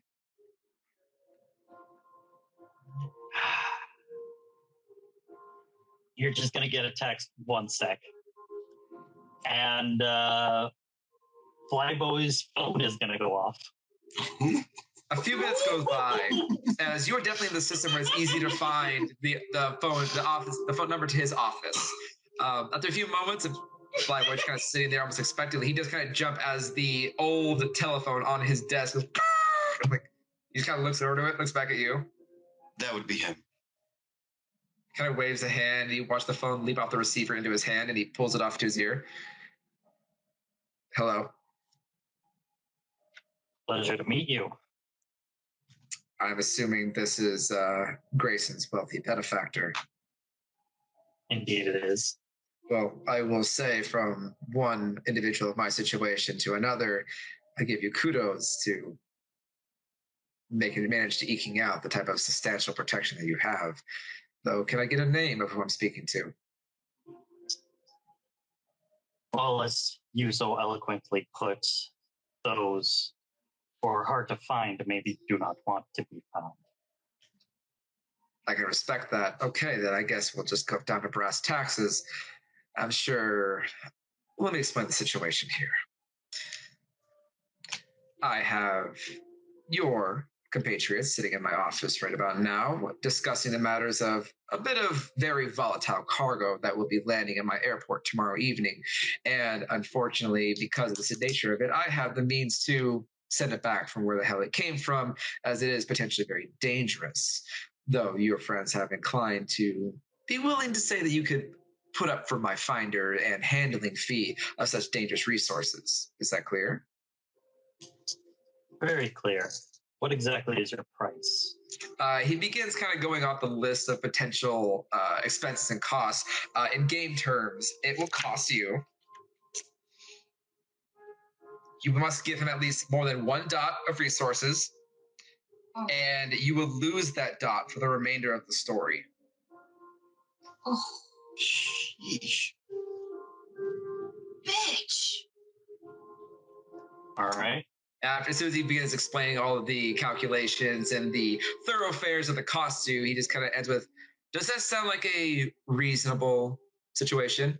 I mean, after all, the more you give, the more I'm happy to ensure that I turn the other way and this is handled smoothly, but that is my bare face.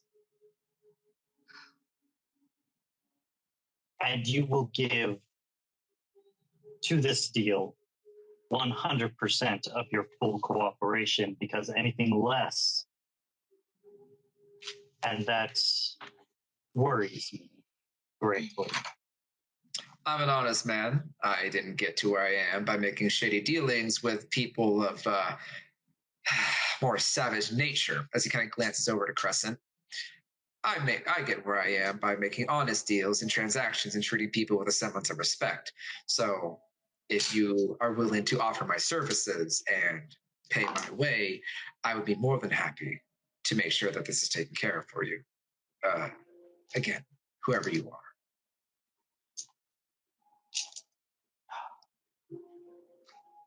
Very well then. I can respect a man who does dealings in the honest way. However, just a point of reference. And I'm going to start making his alarms freak out, lights flicker, and various computers start to glitch. And while all that is happening, I'm going to continue with, remember this. Our so-called dog is to be respected and treated with every ounce of your respect that you have. Because I too like honest dealings, but I also like respect for all I am in contact with. And you are right. Power can shift, and accidents do happen. And your power can go very, very wrong with just a simple push of a button. Go ahead and make a manipulation plus intimidation roll, and I'll give you a +1 to that. Oh God, what do I have on that? Oh God, it was beautiful. That was a thing of beauty. Wow. Let me see. You said what now? Manipulation, intimidation. I'll give you a +1 on it. Okay. Manipulation is 1. Intimidation. Where are you? Is 0. So I have 2 dice. Let's do this shit.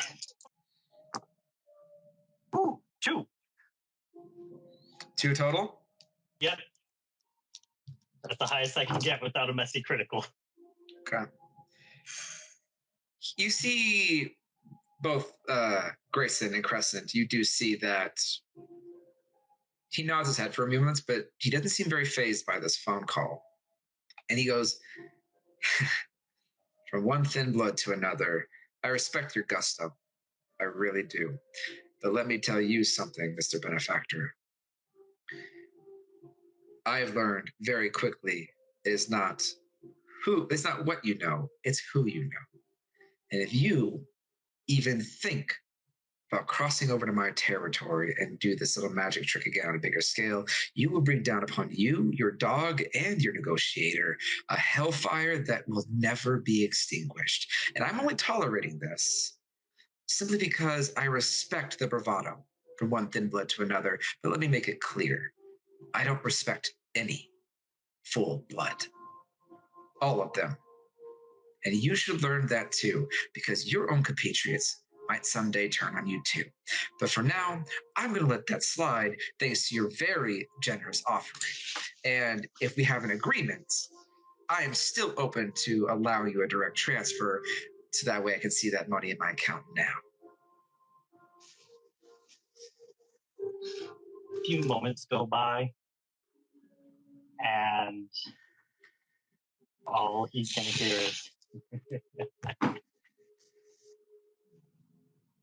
if it is who you know, then you can just sit there and call me God, because I have access to everyone. Point standing. And he's going to hear his phone go off, and it's going to be the transfer of those resources.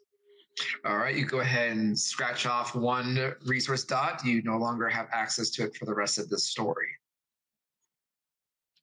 As it was a hefty, hefty sum of money. Probably to any more, this would set him for many, many, many years to come. But he does reach over, pick out his smartphone, and lean back. I'll give you this. You are resourceful, but my warning is not a threat. It is a lesson. You can speak whatever you want. You can sound as bold as you want behind this phone. And as long as your anonymity sticks, you have weight. But I'm warning you, Mr. Thinblood, or Mr. Benefactor, I'll say in this more respectful case, take it from one thin blood to another. So there's always more to the story, and there are always older, bigger kindred. I suggest you keep your threats calculated and you remember who your allies are. But regardless, I see the transfer. I applaud you for your resourcefulness because obviously you have a way with getting around the Camarilla's expectations of no technology. And I hope you have a very nice day.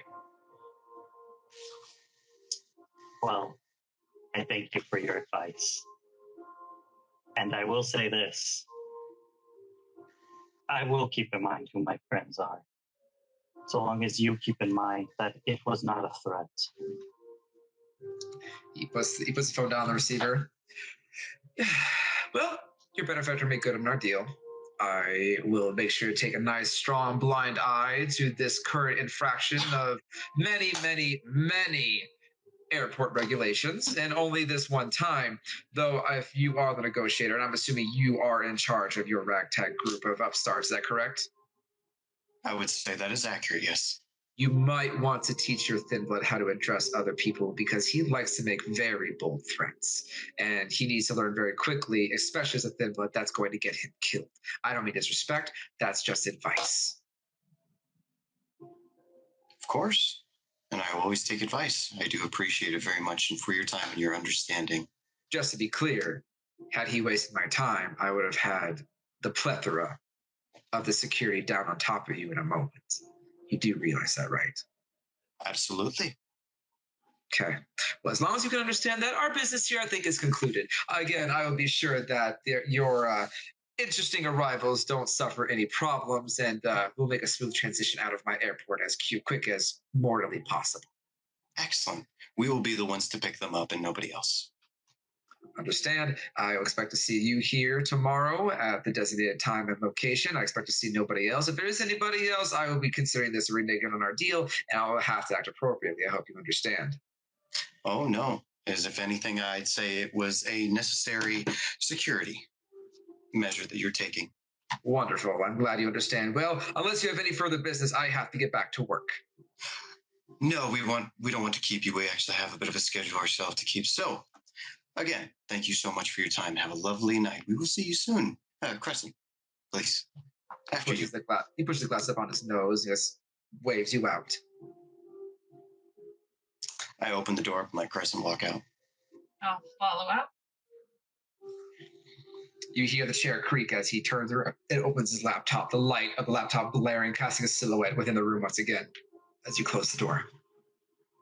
As I see that, I'm going to take out my phone just from my pocket and I'm going to say, interesting stuff on his laptop, maybe. And I'm going to send and put my phone away. I sent this to Acer. Mm-hmm. I'll text back. I'll see what I can do. And I will try to hack via Wi-Fi into his laptop. Okay, let me see here. In the meantime, me and Crescent are going to go and find the other security guards so that we may get our new recipient. Awesome. So while you are off to collect your new ward, Acer, go ahead and make a wits plus technology. This is soft hacking, so you have your specialty. All right. 4 plus 1.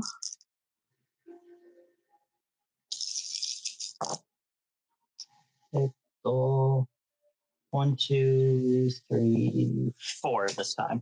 4 successes. Funny enough, luckily to your previous role, it does give you a very wide range of access to many things. So it was actually a bit tricky to actually find his system. But due to your previous role and this current role, you were able to slip in unnoticed. As you do see, as you look upon his laptop, it is heavily encrypted in every aspect. He does have something open that you can easily view on his desktop screen itself. There's a chat window. And he just types in, I had some guests, period today, send, another recipient, and no bother, just inquiring about some unlawful shipments coming in. They paid handsomely for it, so no trouble. Great, good job.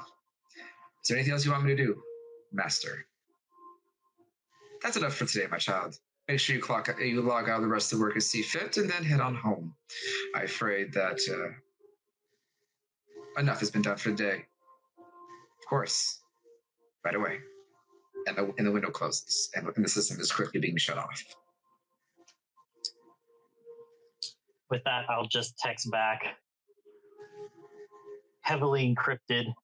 Couldn't do anything without being found. Only thing I saw was a chat window. And then I will add in a called in master, possible servant. I'm going to open up my phone just very slightly. I'm going to send back username, ? Send. Was there a username attached to the chat window, or was it encrypted? It was encrypted. Okay, I will text back, encrypted, could not break it without being noticed. No clue who was on the other end. Fair. Pack up. We're about to leave. And with that, I'm going to go ahead and give my wire a nice, good pull to get it out of the box, wrap it up, and get in the car. And it's about time, too, because as you take a good heave and yank that wire out, as it comes slipping out of the actual panel, you do see that a lot of the plastic sheeting is heavily damaged because that case was put back on. It goes flying around. Just as you pull it out of the gate, you do see 2 or 3 guards coming around the other side just as the wire whips through the mesh. You're able to coil it back up. Ooh. And with that, I'm just going to kind of get around to the other side of the car and get in through that way. That way, if they hear any door closing, they're not going to see me jumping inside. Easy enough. You make your way and slip inside without really any issue. You're very wet. You've been out here for probably a good 2 hours, maybe 2.5 hours. And if you weren't kindred, you'd be freezing fucking cold. Note to self. Buy waterproof jacket. Oh, wait, I can't. Jackass took all my money. Is there any last minute business that Grayson and Crescent like to do at this airport? I'm going to look around and see if I can see Felicity, see if we can collect our new. Right. You do make your way back into the the security office where you do see that David has been restrained upon the floor. There are zip ties around his wrists, around his forearms, around his ankles, and there's a hefty layer of duct tape around his wrists as well, just for added measure. And he is slumped backwards against the wall, staring at the ceiling, muttering about something about being probed. And you do see that one of the individuals is holding his arm and is currently getting a bandage around it. And Felicity, her hair is completely disheveled, her outfit slightly torn. More strange substances have now stained in front of her outfit as well. As she goes, "He's Christmas wrapped for you, sir." And he certainly is. Thank you so much. We will go ahead and take him out of your hair. Great. She kind of tilts her head, and one of the security guards comes with a small pocket knife and undoes the zip ties around his ankles, allowing him to stand up. Hello there. Huh? Are you here to take me to the mothership? Is that where you want to go? No, I want to go home. I shouldn't be here. Let's take you home. Do you know where I live? I know your father. How do you know my father? I never told you about my father. You did not. I've met him. When did you meet him? While you were taking your trip, remember? I don't remember my trip. He's just outside. Do you want to talk to him? Oh, yes, definitely. Wait a minute. How do you know my father? When did you meet him? We met just recently. He wants to... How?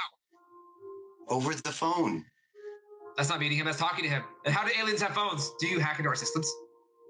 No, I'm not able to do that. I have a phone, and I bring mine out to him. This is my phone. He's kind of staring very wildly at it. Phone. Yes, phone. I'm gonna lean over to Grace. Was I this bad? What? The fuck is that thing? And he tries to bolt, and he looked at Grace. I'm gonna loop my arm around his. Oh, all right, easy. Go ahead and make a strength plus brawl to try and grapple him. This is like grappling, so you do get your specialty. Wow. Strength and grappling. Let's see. Imagine getting obvious predator to someone who's insanely high. Oh. You said strength and brawl? Yeah, strength and brawl. It is grappling, so you can get your specialty. That is 1, 2, 3, 4, 5 successes. Let's see here. He's immortal, so it's not very much. Yeah, no. You mean just wrap one around the throat, around the waist, and just bear hug him, and he starts being like, "Ah, you're filthy! You fucking gonna filth me! You're fucking filth me!" We are not going to do that. You are on Earth, and I'm going to bring him. Yes, stars everywhere. No, it's all right. Calm down. Count how many stars are there. Tell me how many stars. Count them out. 1. Okay. 2. Okay, go slow. One at a time. Now he's just like staring off into space, and he's counting the lights on the ceiling. I'm looking at them. I'm going to kind of slowly lead him down the hall as he counts the lights. He does so as you lead him through the different security checkpoints. He continues to count the LED lights that he continues to pass. Every now and then, sometime one will flicker. He'll keep counting every time it turns off and off and off again, thanks to Crescent. But it's not long that you're able to make your way through the various security checkpoints, the many of them you came through out the vendor, and get out through the main thoroughfare out into the main area. Not without being noticed by many individuals of a very loud, very upset band screaming at the ceiling about how many stars he's seeing. I'm going to try my best to keep him calm, just like, okay, all right, keep counting. One at a time, go slowly. That's 128, 129, 129. Tell that star to stop thinking! That's just, it's winking at you. Right, this just goes all the way out the front. All right, good. I'm leading him out, of course. just got a full hold on him, but it's impossible for him to break your grasp right now. This shit is yawn. Jesus. You can taste him and find out. Tempting, but no. You do get out into the main area, and it has been several hours. The night is now reaching its midpoint for sure. But you now have your drugged up individual, and you begin to make your way to your truck. Yes, I'm going to make my way to my truck. Okay. So my question for you, Grayson, you now have a very doped out mortal individual riding in the back of your truck. What is your plan with him at this current juncture? I'm going to turn to Acer like, did you contact anybody for him? I'm going to open the door and be like, what the hell are you still doing with him? The fuck is he? He popped out of the wall. Fuck are you? I'm an alien from outer space. Who are you? I know you're fucking probably. Ace. Very wildly. Oh my God. This is a disaster. All right. Is anybody around? Yeah, his dad should be out front. You mind doing your little, like mind thing? I'm going to turn to him like, hey, listen, breathe in, look at me, and I'm going to dominate him. Okay. What do you do? Use mesmerize again? Compel. Yeah, okay. I'm going to use compel. I'm going to look at him and say, you are going to be calm. His entire body goes limp. Okay. Well, okay. Little. He's like a heavy sack of potatoes. He's like, is this calm enough? I'm calm. You are very stars. Okay. Can I just push his shoulder? Sure. See if he goes there. He falls over. That's great. I like the ground. Asphalt tastes good. I'm gonna pick him up. All right. I'm not into kidnapping, so just give me a sec, and I'll just redial the dad. It takes a few moments, but you do feel like, yes, hello? I'm sorry for the wait. Are you currently here? Oh, hold on. I need to step away. Just take 5 steps away from him. Okay. It's like, I think I heard you there. Yeah, I'm maybe about 30 minutes away. There's a whole lot of traffic on the turnpike. I see. Well, that is okay. We shall calm your son down, and we'll put him right in front where you can pick him up. Oh, look! Rocks! And you can see that he's like now licking the asphalt. That sounds like him.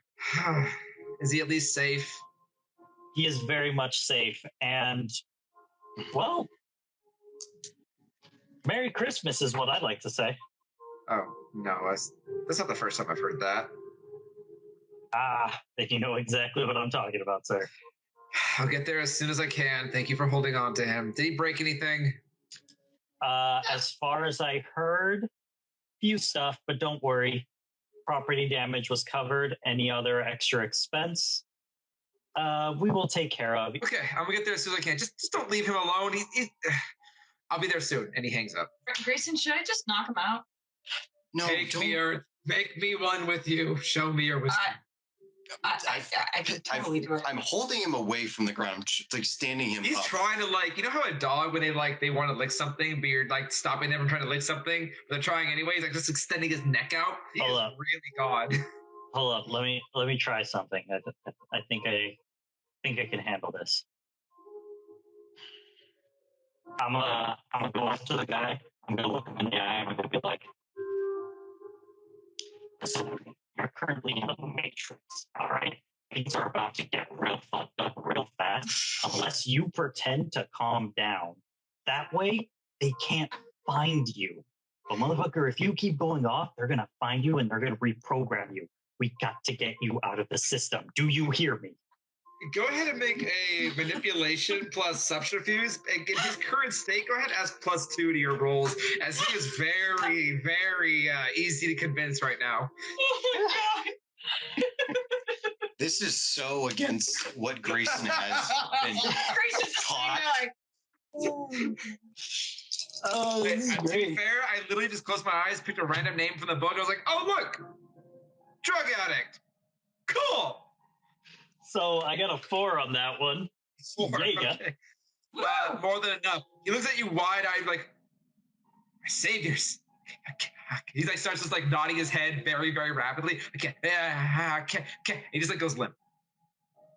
Like full on like ivory doll on a shelf, just Oh my God. As he goes limp, I'm just gonna like waddle closer, just be like, "Good. Remember, pretend to be normal. If they find you, we can't get you out of the Matrix, and we can't save the real world. Trust me, it's imperative you do this." normal. Right.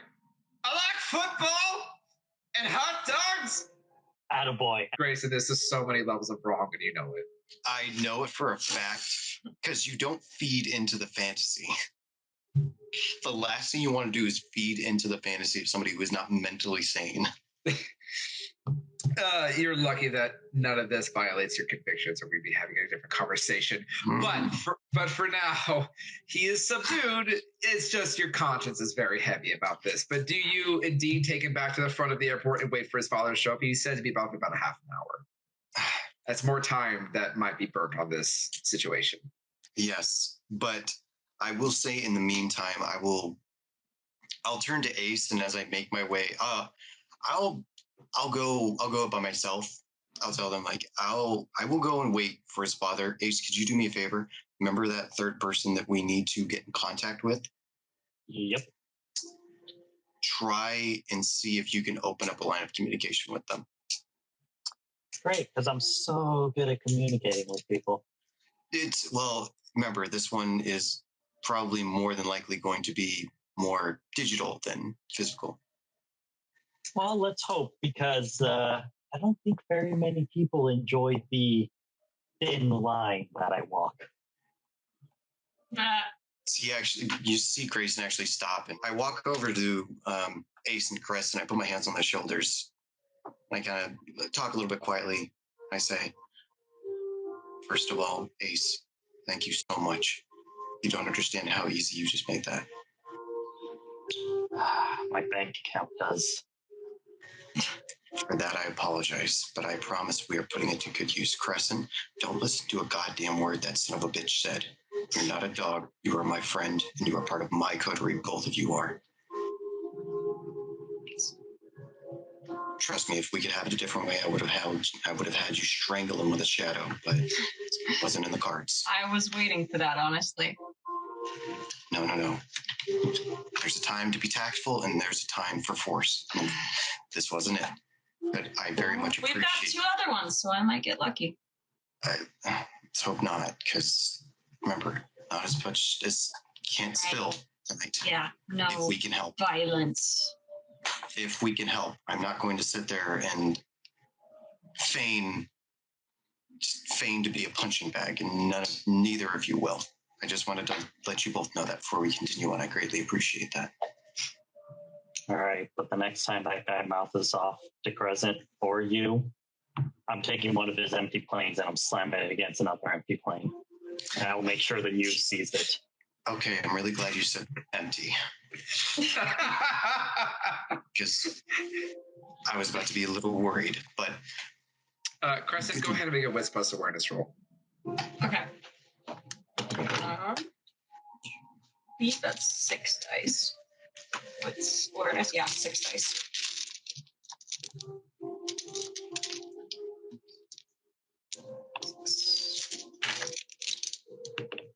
Success. Success. Fail. Fail. Success. Yes. 4 successes. Successes. You happen to glance around as I'm certain Grayson is looking at you, and you can see behind him. Your protege makes eye contact with you, the one who's currently salivating like a dog, and he just gets up and books it. Fast. I'm going after him. Rapid reflex. Rapid reflex is easy enough. You're able to catch him by the back of his collar and slam him back onto the pavement as he just begins screaming, "She's gonna fucking kill me!" At this point, some people are kind of like looking over here. I'm not. He's fine. He's fine. He's a little bit out of it right now. I've whipped back around. I'm sorry, family squabbles. I'm sorry. I'm sorry about that, everyone. That's my purse. I don't know you. His family's coming to pick him up right now. It's okay. I'm just gonna say it. He's on drugs. A lot of people just kind of look at you and go, okay. And then immediately the scene starts dispersing. You do see some people like taking phones and video. It's Seattle. They're like, right. You know what? I was sitting there like, you know what? Honesty's gonna win us today here. He's on drugs. So you see quite a few people just disperse and kind of head out different directions, but several people kind of stick around. So I take some photos just for if I'm memeing it. Some start taking video. I'll encourage it. I will say for the sake of brevity that this kind of antics goes on for a few more minutes until roughly about a half an hour passes. Unfortunately, traffic in Seattle is awful when it hits. But Mr. Jenkins does end up pulling up in a really, really fucking beat up little red bug. It's like paint's peeling off it, but it runs like a kitten. But god damn it, from the outside, he's had it for a while. You could definitely say this is more of a lower income individual. But he does kind of step out, and he's an older man, kind of like big beer gut, almost like the ginger dad from Dad Simulator, but not quite as tall. He's a big, burly fisherman's man who can grill up a mean halibut and tell you about the different types of beer that are here in Seattle. But he comes around, he's like, "Oh my god!" And he comes over to full panic. Mr. Holland. He runs over to you. He's like, "I recognize you from the TV. Talking to Mr. Phil, Dr. Phil." Yes, I had a little meet and greet with him as well. How are you doing today, sir? Well, I wish I could say I'm doing good, but I'm out here for unfortunate circumstances. No, I absolutely understand, but it's a lucky day for your son, because obviously I would like to invite him to come to my clinic. And I reach my pocket and I grab a card and I hand it out to him. Oh, he takes it. He kind of pulls out a small bit of reading glass and pulls them out. We're like, he'll be there tomorrow morning. And he kind of rolls over like, "Daddy!" He kind of rolls over and he's like licking the pavement again. He's like, "Oh, don't lick the dirt. I'll handle this from here." And he just gently kind of nudges past you and picks him up, this scrawny little man of a son, and throws him over his shoulder, opens the door, and just sets him into the backseat of the bug. And you just hear him go, "I like this car. Yeah, it's a nice car." And he crams his feet into the back of the bug and shuts the door shut with a squeak. I'll get him over first thing in the morning. Okay. Excellent. Just tell them that I recommended you, and they'll get the process started. We'll get them some help. Oh, for sure. He's not going to have much of a choice. I'll be sure to get there bright and early. Do I owe you type of payment? Is there some kind of treatment plan I need to know about, or what do I owe you? Yeah, obviously he broke something. What do I do to make that right? You know what, sir? For now, let's just get you guys home. Let's get his stuff ready and bring him over to us in the morning. We'll have him taken care of. Things can be explained further there. But for now, you just let's both get out of this rain, before we both start to get a little bit sick, yeah? Fair enough. I'm going to get him home before he chokes on the upholstery. Absolutely. Understand. Thank you. Oh, thank you. Good night. And he grabs her hands, a bit aggressively, but more gratefully, just kind of shakes it very roughly. Your entire body kind of vibrates of how big this man is. Or he kind of comes around and gets inside his bug. You see the car, he kind of lean to one side a little bit as he gets in, or righting himself as he readjusts. The car sputters to life and he begins driving off. Perfect.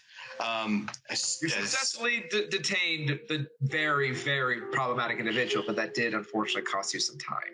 Yes. However, at least we did accomplish one of our goals for tonight. So, success. I'm going to immediately turn back around as I kind of give them one last wave as they're driving out. I am immediately back in. I am getting into the car, and I am looking for the keys.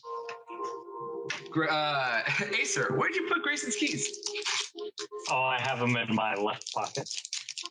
He is sitting in the front seat looking for his keys. I'm just in the back seat. Oh, are we leaving? Yes, Ace, we're leaving. Oh, all right. Jeez, no one told me anything. Reach into your pocket, reach into my pocket, give you your keys. Thank you, Acer.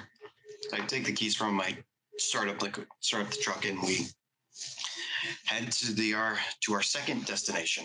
As you start the car up and your lights flash on, Grayson, you can see across the way about 3 or 4 security individuals that are right by what appears to be some kind of electrical or cable box of some kind that is heavily damaged. And it looks like there's an individual seeming to have the panel off and is actively working on it. You're not entirely sure what they're saying, but they seem like they're a little concerned. Huh. Did you look at that, guys? They definitely not up to code. No, it wasn't. The wires weren't labeled. Everything was fried to shit. That thing looked like it was like 8 years old. This is Grayson's eyebrows are walking just straight up, and he's like, "Okay, come on, buddy, turn over. Let's go." You pull your truck out and make it back onto the exit ramp to get out of the airport. Now, with your druggy individual taken care of, this first problem taken care of as well, and Crescent, after a bit of goading from Acer, you are able to find your stash of plethoras of weaponry underneath his back seat. Putting that shit back where it belongs. Easy enough. So you guys are currently now deep within the Raynard Valley. You still have 2 further contacts to probably look for. The other individual, which would be on the other side of the city, it would take you definitely at this point of the night, now that Mr. Jenkins has mentioned that there's some traffic. It would take you a considerable amount of time to go meet this individual known as Crook, Charles Dawson. The other individual that you guys could potentially look out for, there is no alias. There is no full name. The name is simply Genghis. Though there is an address. Is the address close by? The address is in Bruja territory. Crook's place, based on what you guys have discovered, is back towards Eleanor's Chapel, which would be a considerable drive, and Genghis' home of residence would be deep within Bruja territory. So, as you guys are making your way out of the main highway, Grayson, what do you and your coterie want to do? I am going to, before we've hit like a crux in basically where we need to pick a direction, I'm going to... I will say you do notice it's roughly about 1:30 in the morning on your dash. Okay, good to know. Still got time. You got definitely a couple more hours, but between the complications at the airport, waiting around for Mr. Jenkins to pick up his son, and the events that took to get here, you're a little bit behind the curve if you're intending to try and hit every stop tonight. No, I think we all established that we can't hit all 3 tonight. Trying to reach out to the third one via more internet. Technologically. By more technological means, thank you. So as I turn back to them, thinking back to the dossier, kind of sigh as I look back to the other two. So we have an interesting thing. Ace, were you able to find anything on Crook? Anything at all? Well, presumably, since we are stuck in traffic and driving all that way, I would have tried to research both of them. Storyteller, did I find anything? I do remember that you were attempting to, but were interrupted before you guys got to the airport, so you can do so now. So definitely do that. Go ahead and make an intelligence plus academics roll. Or investigation. Up to you. Okay. And while you just that, to all of you guys who are still here with us in this late hour, we appreciate you. We hope you're having a good time. 3 successes on my end. 3 successes. Okay, are you looking up Charles Dawson, alias Crook, or are you trying to find anything on just Genghis? Let's do Crook first. Crook. Looking up Crook, his name, but it is Charles Dawson. It appears that he owns a very interesting bar near Eleanor's place, known as Crook's Lounge, right near the Roger Park area, which you would know would not be too far away from Eleanor's Cathedral. It's very interesting. He seems to have definitely a reputation, at least when it comes in the bar and club scene. Many other local bar owners, at least around that area, and many throughout Seattle, attribute a lot of open statements to Crook's support, where they got his start, working under him from one way or another. It seems he's had a very wide network of influence, at least amongst a lot of the local diving scene. It seems he's pretty well connected from a lot of people, but he has been known to be at Crook's mostly all the time, considering the fact that it's very well known that his home is right above it. Okay, I'm going to relay that to the other two. In terms of Crook, that's going to be quite a departure. However, he owns a bar, so that's a thing. We have a place. Yep. So it's Crook's Lounge. So it's Crook's Lounge near Rogers Park, which, Crescent, you actually would be familiar with that destination. That's maybe about 10-15 minute walk outside of Eleanor's Cathedral. Ah, right. All right. And what about this Genghis? Yes, that one. Well, other than the glaring issue that it's in Bruja territory. Well, Excuse me, what? This one's going to be a little harder simply because the only thing on this dossier is just Genghis. Well, there is an address. And with that roll, I would say you're definitely able to at least look up his address on Google Maps or any type of very open-ended information. You can see that it is a very, at least from the address provided, if you want to look up, put a pin and drop yourself in front of his house, it's a very nice place. It's actually probably as close to a mansion in Core Seattle that you could get. Probably about 2 stories high, a couple thousand square feet, nice big wraparound yard, big iron gates. They look at this thing during the day. You do see a couple of dogs in the yard as well. Dobermans, to be specific. All right, so he has a couple guard dogs, and from one former rich person, thanks airlines, to another, seems like he's looking pretty wealthy. Okay. Still in the middle of Bruja territory. That is. Which means he could also be as very how do I put this lightly? Yeah, I think I know what you're trying to say. Yes, he would be very unsavory and unhappy to see. Uncooperative, yeah, that too. To say the Let's least, yes. say they're very witch-like. Does So let's say, just by sheer chance, that he's not Bruja. So what? We just go in and say, hey, take the night off? We go in. Whatever you're doing? We go in and establish what he has in mind. If he has nothing to do with it, if he has no interest in it, then we're all the better. One less person to worry about. Okay, so we just convince him to lie low for a day. Night. Night. Right. If he has no interest in it, then I would consider it the same thing as eliminating risk. Now, of course, the toughest part was getting in and out. Yeah, it does seem like a well-fortified place. Well, that, and I mean, from our earlier encounter tonight, I would think the Bruja are definitely on alert. Yeah, I should probably hide in the back seat, maybe in the back floorboard. I'll just lay down, Storyteller, I have a question. Yes. So my burner phones, they have that's numbers? Good. They have numbers in them. They have one number programmed installed to it.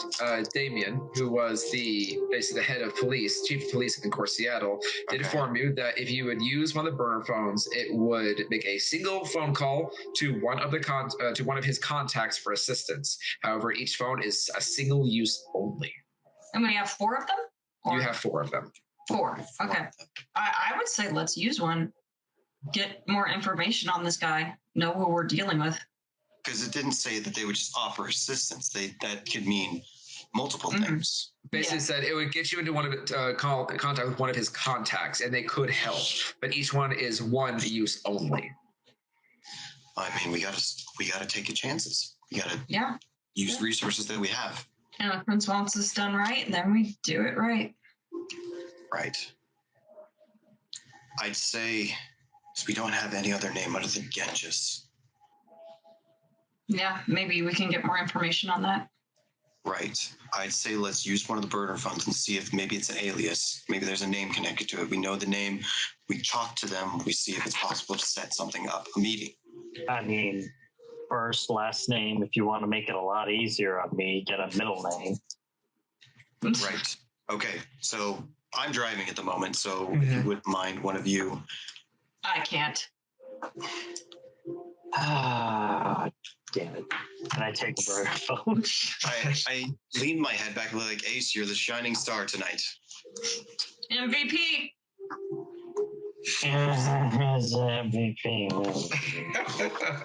I'm just saying.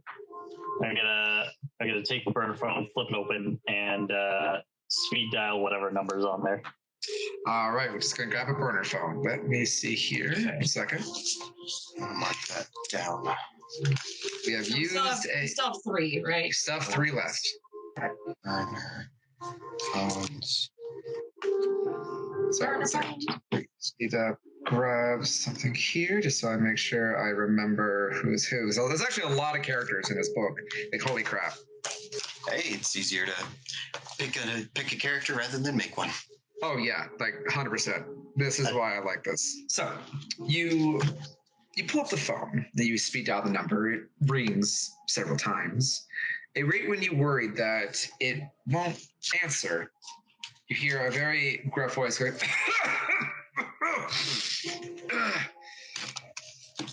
hello? Hey, so I was told to contact this number if I needed any help. Kind of need your help on this. Did David sent you? Correctamundo. Okay. Well, you can fucking know that once I'm done with this, I don't owe him shit. Absolutely. So I'm going to need you to look up some guy named Genghis. Address, and I'll give him the address. I need to know if he has any aliases, maybe his true name if possible. Hell, if you want to make it real easy on me, you can give me his social. That'd be great. Fucking smart ass.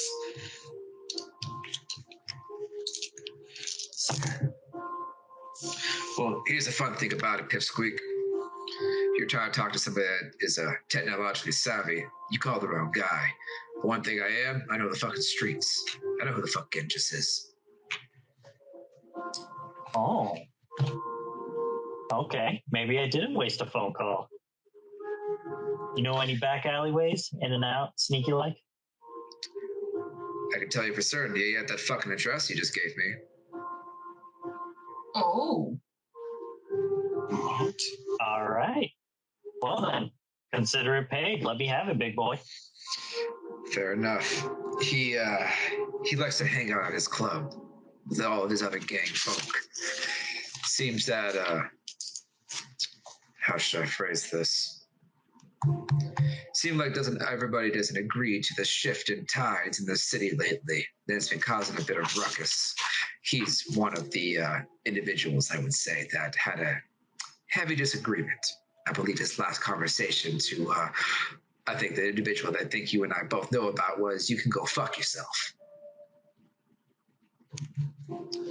Fair point. He only really uses that place during the day. Keeps it locked up nice and tight, keeps people out of it. It's a nice place for him to rest. He's not really much of a day person, if you catch my drift. But at night, when he's usually feeling poppy, you know what I mean? He likes to hang out at his club, known as the Mohawk. Mohawk. Interesting. Hey. Got an address to that place? Yeah, and he gives you the address of the Mohawk. All right, I shall drop that down in my telephone. You didn't hear from me. I had nothing to fucking do with this, but I'm giving you a fair fucking warning. You're going into his club for any reason, I suggest you don't. Any particular reason why you would warn me of such thing? Because the last person that wanted to go talk to Genghis didn't have anything to do with the business that I think you're talking about, but I don't want you telling me because I haven't heard fucking shit. I want to keep it that way. Let's just say he walked out about 6 foot shorter than he should have been, and a lot less limbs. In that case, I will keep that in mind. Thank you, sir. This has been your collect call for the evening, and have a great day. Thank you for taking our survey. Click.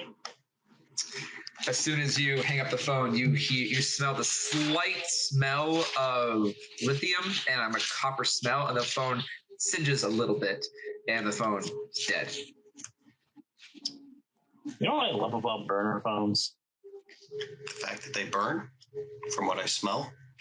Literally, and pops open the back, takes out the battery, wipes it down just in case my grubby little fingerprints get on it, tosses it out the window, snaps the phone in half, tosses the rest out the window.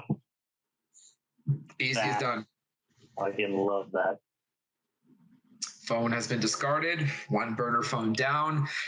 Whoever you spoke to, you have no idea who it was.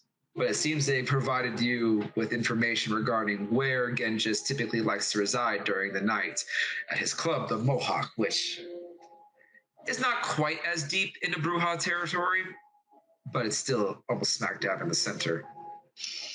So, good news. We don't have to go all the way to his peppy little high-grade mansion. Why is that? Turns out he hangs out on a place called Mohawk. I already got the address, searching it up now. It's not that. You can go ahead and make an intelligence plus streetwise, if you would like. Okay. As clubs and bars are typically your scene. So we're going to have to let Crescent handle this one, because apparently last guy that went in there didn't come out in one piece. Oh, I'm not handling shit when it comes to Bruja. It's very, very, very... 2 success. Very successes. Go in there. You don't know a lot of insight. You don't know a lot of insider information about the Mohawk. However, you know that it's a bit of a dive. It's a famous dive, at least in West Seattle area. It's not really meant to be this hoity-toity bar. It is definitely a place you go because it's dirty and grimy and off the beaten path, and people are going to leave you the fuck alone if you're going there, which is it's kind of its main selling point. However, being kindred, knowing a bit more information beyond the normal day-to-day life that most mortals would know by coming in and out of there, it is a Bruja hotspot. Oh, great. Okay. Lot of Bruja like to go there and. Well, you ever heard of Fight Club? Of course you don't. Yeah. You don't talk about Fight Club. No, we don't talk about it. What do you know?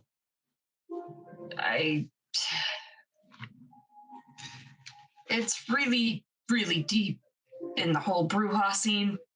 It's kind of a hot spot for them. So I most certainly will not be welcome. I want to say 50 feet from the front door, but it's probably more like as soon as I step foot in West Seattle, and I have the intention of going there.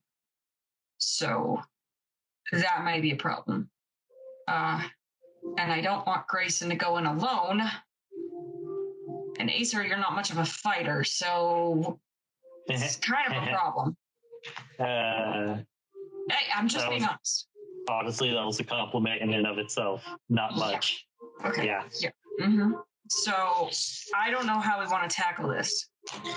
I mean, because the last time I dealt with Brujas, I was almost daylighted. So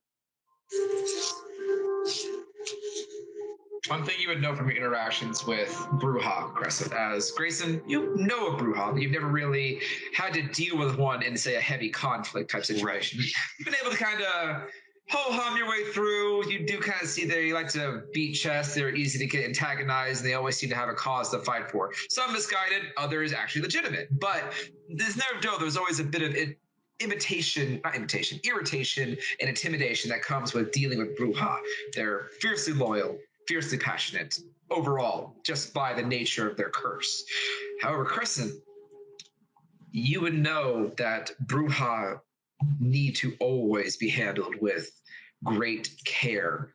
It's like talking to a ticking time bomb. Even a fledgling Bruja have been known to lift semi-trucks, bend rebar in half, and can easily, without effort, grab a kindred by the skull and remove their head from their body.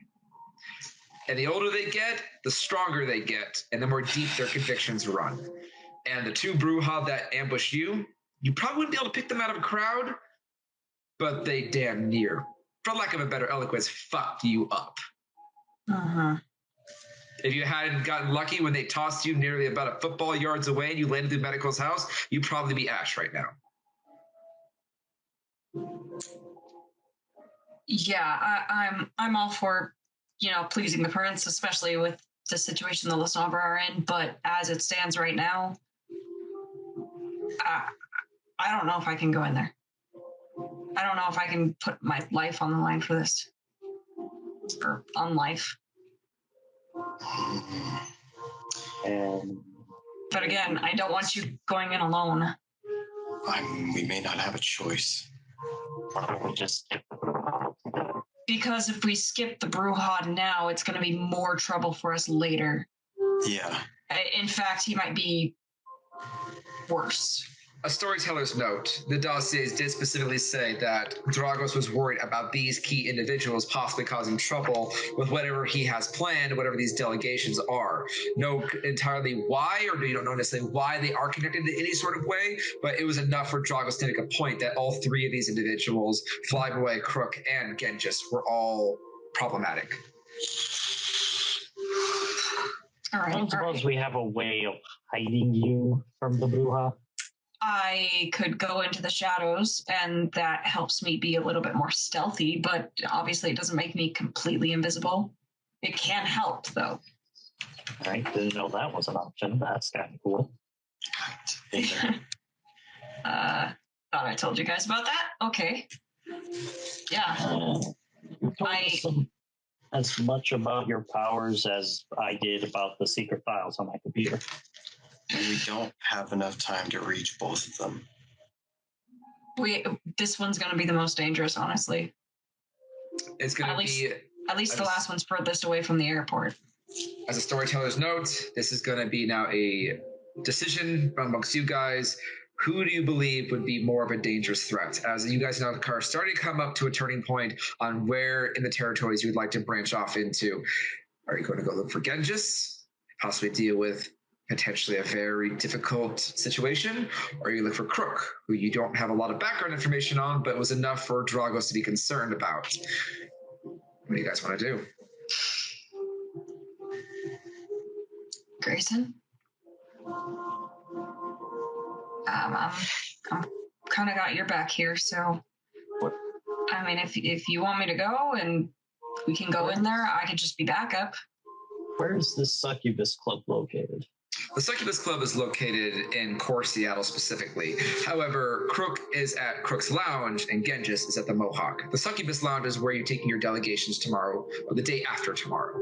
Is that in Bruja territory or is it in a different territory? Succubus territory is actually in Dragos' domain, as it is in core Seattle. Yeah, but it's going to take us a while to get there. Well, honestly, here's my take on it.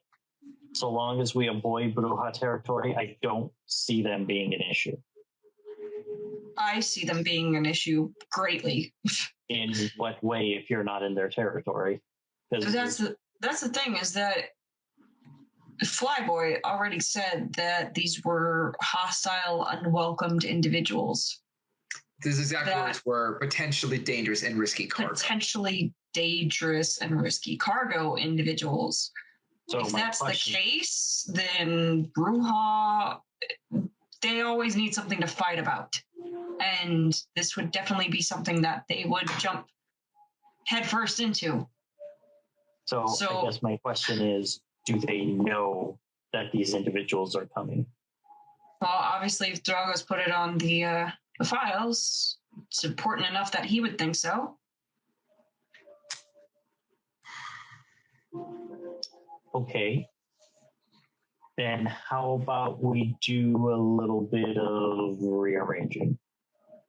In what way? If they know they're coming, then they must know the schedule plan. If, let's say, the schedule plan will be today. Yeah, Crescent's screwed you up, man. Sorry, I'm stepping away a little bit. You're really glitching. Damn, Crescent. Sorry. If they know that they're coming in, they know what plane and they know what time that our package is coming in. Mm-hmm. Why don't we try to deceive them by leaking some information about the flight plan being maybe delayed? That way they think they're coming in on a different day and we avoid them in altogether. It's possible. And we're talking about distracting the Bruja, right? Yeah. Yep. Spread some false information, sprinkle some lies here and there, make them think that maybe the drop-off is happening the day after tomorrow. I've got an idea. All right. Shoot. I'm thinking we use more of those burner phones. Who's ever on the other line, direct them. Start to pass information, like Acer said, more towards that Bruja area. False information about the airport landing. That takes care of them. And then we'd be able to go to Crooks. I definitely like that idea. Yeah. My question is, which phone do we use? It seems like each phone has a preset number in it. And the guy that I called knew more about the street than he did about files. Yeah, Grayson, you're better at talking to this, so maybe we should pull over and you can call on one of the phones. Okay, it's not a bad idea. Because we just need, if we get more people who are streetwise, we can get them to pass information around Bruja territory, false information, that takes care of them. And then that would only leave Crook, which actually isn't too far from, Eleanor. Yeah. We know that for sure. We have a place. I'm going to, if there's a turnoff, I'm going to take it. Mm-hmm. And just find like the quickest place that I can pull off really quick and switch. Easy enough. There's a way for you to take a small trucker's exit and kind of take on a little bailout street and kind of pull over into a small rest stop. So it's not too hard. You're able to kind of pull off to the side. Okay. Ace, I need you to do me a favor. I need you to take the wheel for a bit. Start heading towards Crooks. You can put it into the GPS and you just follow that. Stay safe on the road. I'll take the burner phone. Who's ever on it. I mean, we have 3 of them left. We might as well use them. Mm-hmm. All right. Works for me. And I will switch places with them. Okay. We should probably keep one, though, just in case. Because we still have to pick up the people tomorrow. We'll use it as backup, just in case. Yeah. So as you guys all switch places and rearrange, Crescent has to move away from Grayson to use this phone. Yep, I'll go in the back seat. They're in the front. But Grayson, do you pick a random phone? Yes, I'm going to grab one of the phones that we still have and pull it out, and whatever number's on it, I'm going to call it. Okay. And just so I know, what are your intentions are for this contact? I am going to try and create false information, and I want to have this information kind of, if it's either by the street or something or other, just to get it to that general area so that the brouhaha can hear it. Okay. All right. So you dial the phone. It rings. Hear an unusually peppy voice in the hand. Hi, thank you for calling Stephanie's Party Planning. We're here to supply with any event that you may need. How can I help you? Hi there. Was this Stephanie you said? Yeah, how can I help you? Hi there. I actually wanted to plan a little party for a few of my friends. Would that be possible? Oh, of course. What can I do for you? What are we looking at? Excellent. So I'm trying to get something together, just a bash. Nothing too crazy, but we're meeting somebody at a restaurant, at a little club, and we just wanted to spice it up. It's a little bit of a dive bar, but it's one of our favorites since we were kids. Okay, yeah, sure. Just gonna ask who's calling? Yeah, no problem. This is Jacobson, Earl Jacobson. She gives a bit of a long pause. I just want to be clear. That doesn't really match the caller ID that I'm seeing here. Can I just double check? Are you sure you are who you say you are? Oh, trust me, I am. I'm just trying to pull a favor from someone. Okay. Well, just so you know, whatever you want to plan has already been prepaid. But just let your boss know that I've taken care of this, and we'll try our best. I very much appreciate that. Not to worry, one and done. Okay, that's good to hear. It's good to hear. What kind of distraction or party, so to speak, do you have in mind? What kind of services do you offer? Depends on what you're looking for. Very distracting. In what way? Well, nothing too exciting, of course, but if you are able to stroke a few egos, I think that would be most helpful. I think a few of my ladies are healthy enough for a bit of a show off. I think we can make that happen. Oh, Stephanie, you are being my guardian angel right now. Who am I sending our little fangirls over to? Little bit of a dive, but still pretty good. I'm going to give her the address of the Mohawk. You kind of hear a bit of wavering in her voice, like, "Oh, that place." You did say that once we're done here, we're done, right? Oh, absolutely, Stephanie. One and done. Not hear from me ever again. Okay. That might take a bit more effort, but I'll make it happen. Just let your boss know I'll make it happen. Stephanie, I can assure you right here, right now, it has been paid. Absolutely wonderful. Have a good night. She clicks. As well. So did that go well? They're going to have a little show. A party of sorts. A party? Indeed. Few ladies to give a show. Oh, that kind of party. Yeah, I thought it was a party, actual party place. Grayson, you can't help but notice after you hang up the phone, there's this nagging feeling in the back of your mind that you could hear the happy tone in her voice, but there's a certain wavering that gives you the unbridled sense of fear. I'd say it's well, he does have a small smile. It very quickly fades away as he of course comes to accept that fact. Well, whatever may happen will happen. And it's up to you to allow whatever may happen to happen. But for now, This is not knowledge that only you can infer as Ace continues to drive down the highway towards Eleanor's chapel, towards Crooks. Are you going to allow this stand, or are you going to try and intervene in any kind of way? I'm very much, I almost want to, I want to use that second phone because now I'm worried. It's up to you. You're not entirely sure what they were referring to, but there's a certain tremble in her voice that you can definitely read as fear. What exactly are you worried about, Grayson? Yeah, They talk knew. to us. They know that club, and she was scared. Yeah. I'm not about to just give them on a silver platter. I'm not about sacrificing people.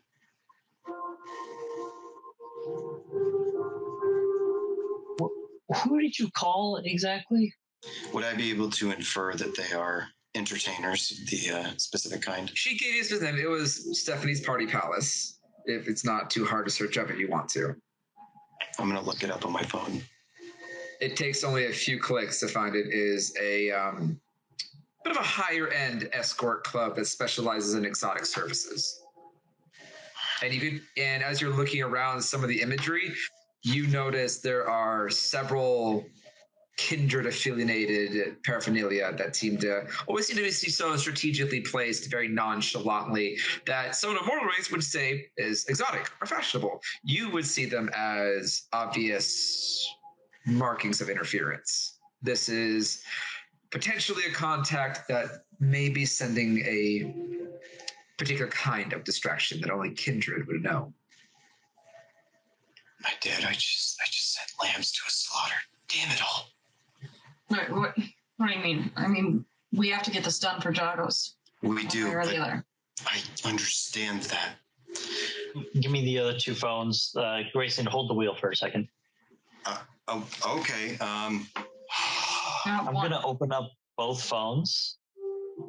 Can I see the number without dialing them? Yes, you do have to hit send. It's like an old Nokia phone.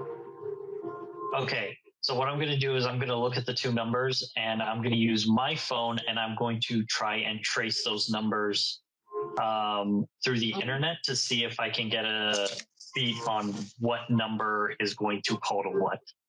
So the two numbers that you see there, go ahead and roll, and I'll see for this a wits plus investigation.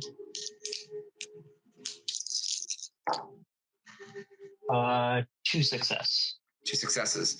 It takes a little bit of time. They're not hard to necessarily navigate through. The first phone appears to be the business line to a private investigator, known as basically the tagline for this main website is Sarah's Mysteries. Her slogan, what you don't know, we'll find out. The last one is to a private security force known as CNA Armed Forces. High stakes security for high stakes situations. We pride ourselves on efficiency, clarity, and honesty. Oh, jackpot. And then I give him the one for the special forces. And I'm like, that one you have special forces in. All you have to do is call them up and tip them off about a possible get together over at the Mohawk around a certain amount of time. That should cause plenty of distraction for them, as well as save the people you just sent over there. I will say, just so you understand this, Acer, you don't see a lot of anything that would lead you to believe that these may be supernatural individuals. This seems to be a private armed security contracting force of some kind. Seems like it's some kind of human company that specializes in armed security for protection.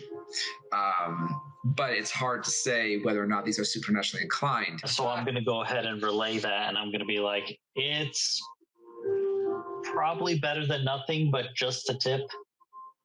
I'm not seeing anything on there that makes them kindred. But if you're really worried about those people, either sending them in escorted by some armed forces might be better than nothing.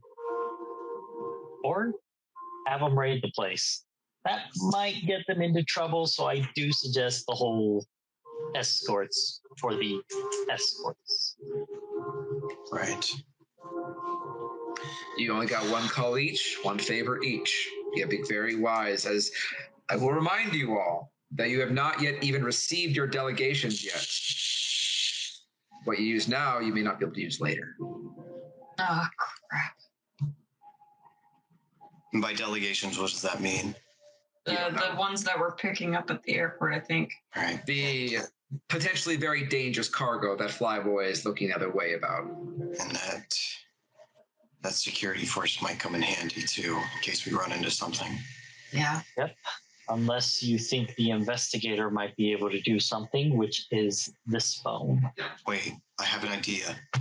Sorry. Private investigator. Mm-hmm. Send her over there with the tip that I think there's some illicit going on, trafficking over there. She goes, she sees this. I tell her, bring the police. Boom. They are immediately now caught up trying to convince the police that they're not. Traps them there. That place is also known for some really rough people. Police are probably going to be human. Yeah, but they're not about to cause... I would think they're not about to cause something big. I mean, Perseus wouldn't allow that, especially right now. All right. So then, and I give Grayson the other phone. This one's for the investigator. Okay. I suggest be truthful with her, telling her that those people are going there to distract them and it's her job to investigate and see what's going on before calling the police to make sure that those people are okay. Okay. Save the security force and use the investigator on them. Okay. All right. And I grab the phone from Acer for the private investigator. Okay. So you call Sarah's investigation service. Mm-hmm. All right. You commit to that? Everybody okay with this? Yeah. Might as well use what we have. And I mean, if we just send some people over to a dangerous place, especially entertainers, best they have backup. This is not on you two. That was my mistake. Grayson. I don't think it was a mistake, but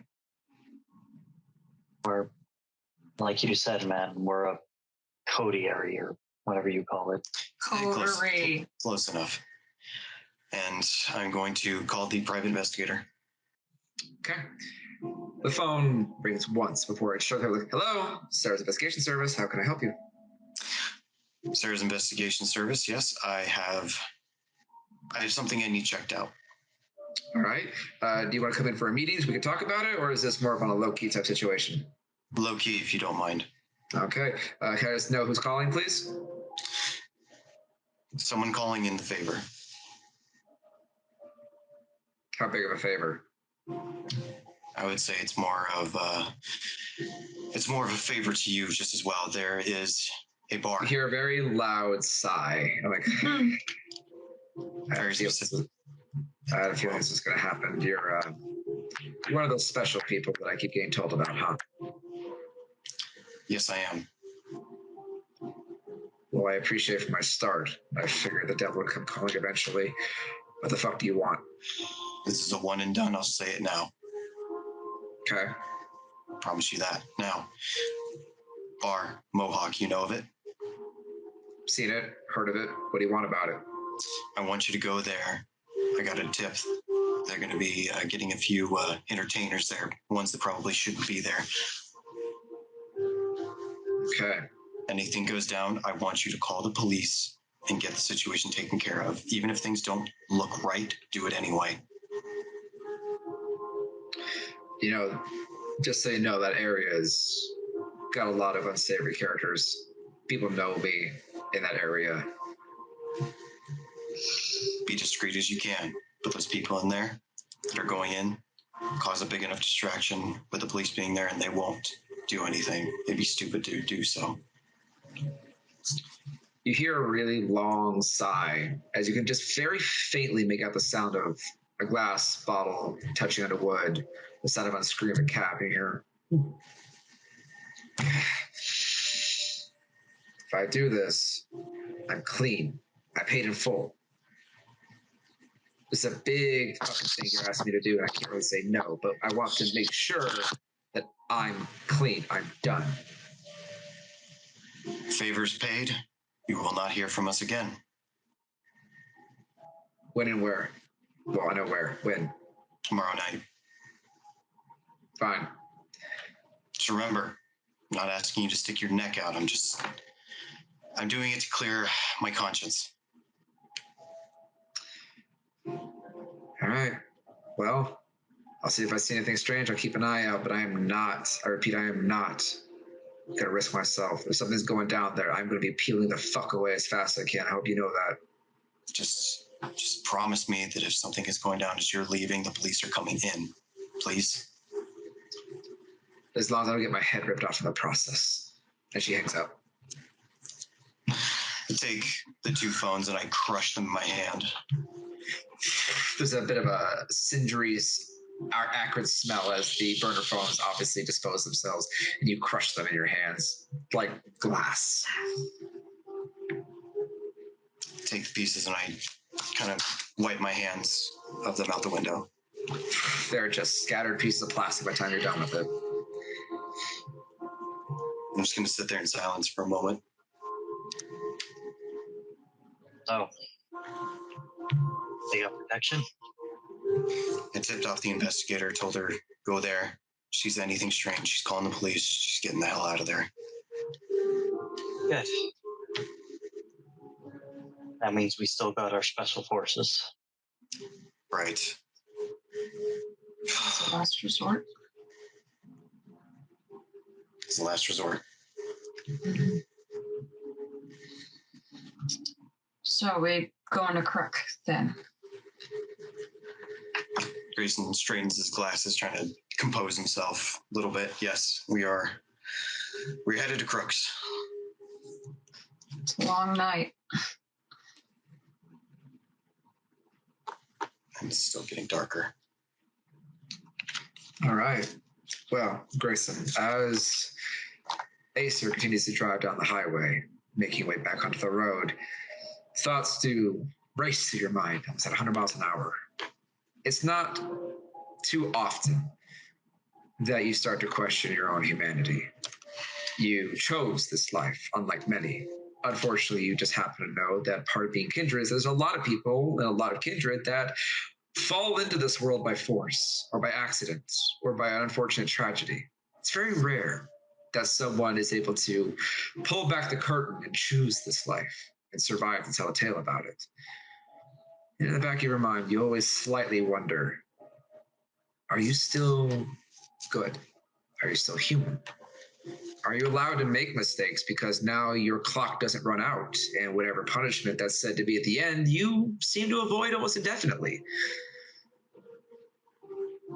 Puts an interesting spin on what motivates a person to want to do the good thing when you take the end out of the equation. It's one of the very few moments. Did you make a right decision? Did you potentially send somebody to their death? Did you maybe cause the complicated problem to become more complicated?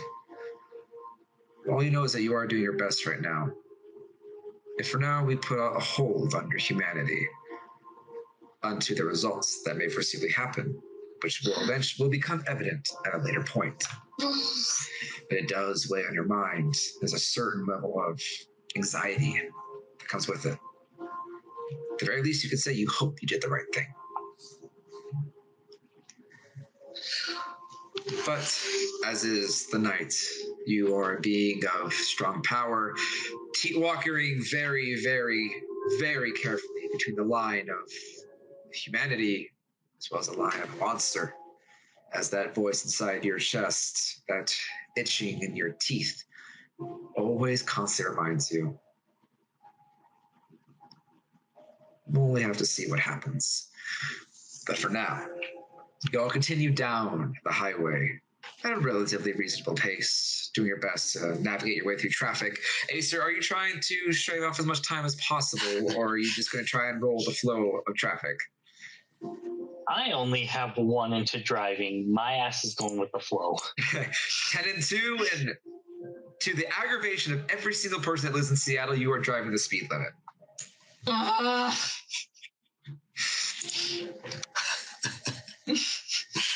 Hey, I don't want to hear anything from you. You pop in here, this thing dies. At least I would be going faster.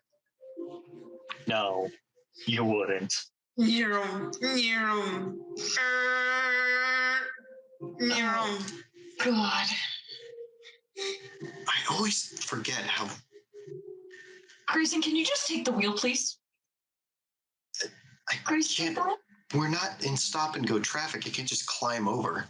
You're kindred. Of course you can.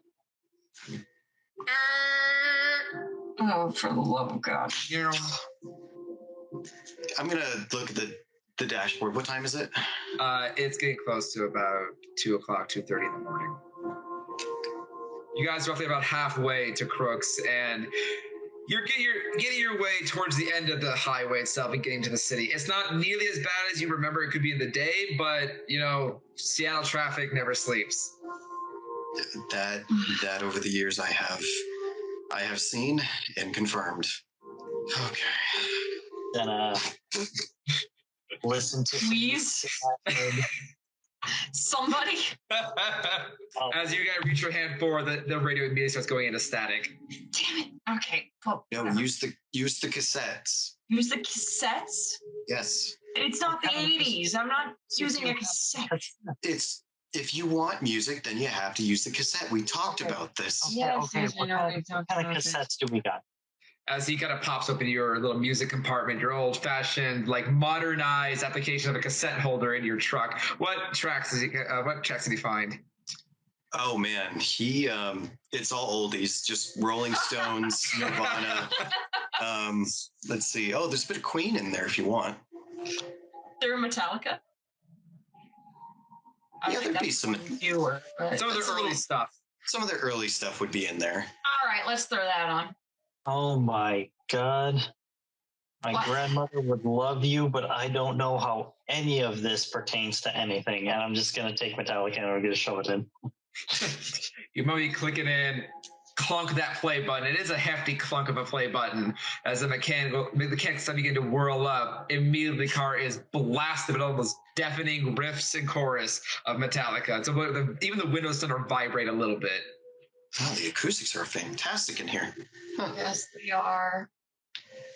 Okay, I gotta ask, where the hell did you find a car that still has a cassette player integrated into it? Yes, well, 2021. You do remember you slid a little bit of extra change underneath that bill to get that customed. A little extra, and they're willing to do additions. I mean, you could take out the radio and dashboard and have it replaced. So modifications here and there, and a little extra on the side. I see you also splurged on the tires. Decided to go from stone to rubber. Good choice. You know what? Why don't you ask your little program on your phone what she thinks? Hey, Icarus, go ahead and give me the value of this car. Let me see what you think of it. No. And after a few moments of her you having entered some information in, she looks back at you and she tells you this car is worth about $65,000. Oh, not bad, Grayson. Now factor in depreciation. After she kind of shows you a graph over the next several years, and you see at a 10-year dip that car goes from about $65,000. 10 years from now, it's worth about $10,000. But after about 5 years from there, it actually shoots back up to 26. Oh shit! Keep this thing long enough, you'll actually, you'll get a good price for it. It's an investment. It's an investment. Trust me. This is more.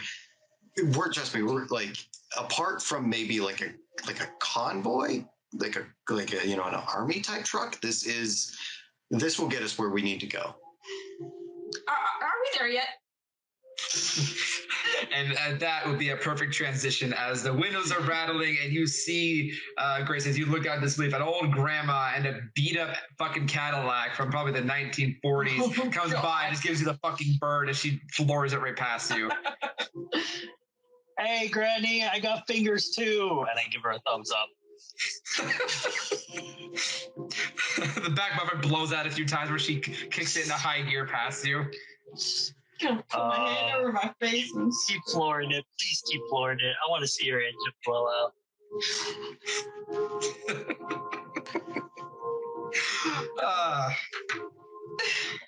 It's within about maybe 20-ish minutes later, you guys are able to navigate your way off the highway into the core city. Cressy, you do have this strong pull in your chest as you do pass by Eleanor's cathedral, but you're fed for now. No dire need besides just the emotional desire to be near her presence. Do I see her have that little bit longer stare at the church as we go by? It's not hard to see as you kind of look back in the rearview mirror. You do see she looks out the window, and there's a certain almost excitement to see the church, and then as you guys pass by, there's this just like severe disappointment that's upon her face. I do turn my head a little bit away from her, not really wanting to see much of that. It's very similar to the addiction you've once seen with her before, but too familiar, deeper, and not artificial. But about 5 or 6 minutes later, turning through a few highways, you get caught up by that same grandmother too. She has to flip you off as she drives by the intersection, driving way too fast for being inside the city. How'd she get behind us again? Oh no, she hit the crossroad in front of you. But it's not long that you guys are able to pull up, not directly in front of it, as it appears there's no actual large parking in this strange area of Core Seattle. But you're able to pull off a bit across the street into a very large parking structure that kind of links into a nearby restaurant. As you guys kind of pull in, so you do see across the street with big, bright pink neon, almost to be what looks like a gargoyle, kind of like a female gargoyle, kind of leaning back, kicking its stone leg up and down with holding a big old dirty martini. Wings kind of splayed out wide, holes to the sides of Crook's Lounge. Okay, now I got a couple questions. Since vampires exist, correct, and gargoyles exist, need to know if that's a thing. Grayson, go ahead and make an intelligence plus occult. Intelligence and occult right away. That is a critical success. So 4 successes? Yes. Are they messy? No, they are clean. Good. 4 successes, that would be enough. They do, in fact, exist. However, extremely rare. Your clan, back in its very early days, actually fostered the development and creation of gargoyles. They're not what people think, actually. They're not actually stone sculptures given life. They are actually ghouled mortals that have had so many enchantments and bondings placed upon them that it has given them the durability and strength of a stone individual, but they are still at heart flesh and blood and severely bound to their masters to the point of insanity. However, history of those gargoyles are very, very colored, as unfortunately during one of the Great Inquisitions, most if not all of them were destroyed, though you have heard whispers that there are a few Tremere individuals that either old enough or discover the secrets that may still possess either an old gargoyle or know how to make one, though interacting with one is never something to be recommended with, as they are very, at least by stories and legends, by what Birchall has told you, very, very dangerous. And if they lose their master, even more so unpredictable. Makes Grayson kind of pause for a moment as he kind of recollects as much as he can. Strangely enough, they do exist. Well, did. And trust me, the creation of one such thing it's not good. Do you know what happens if you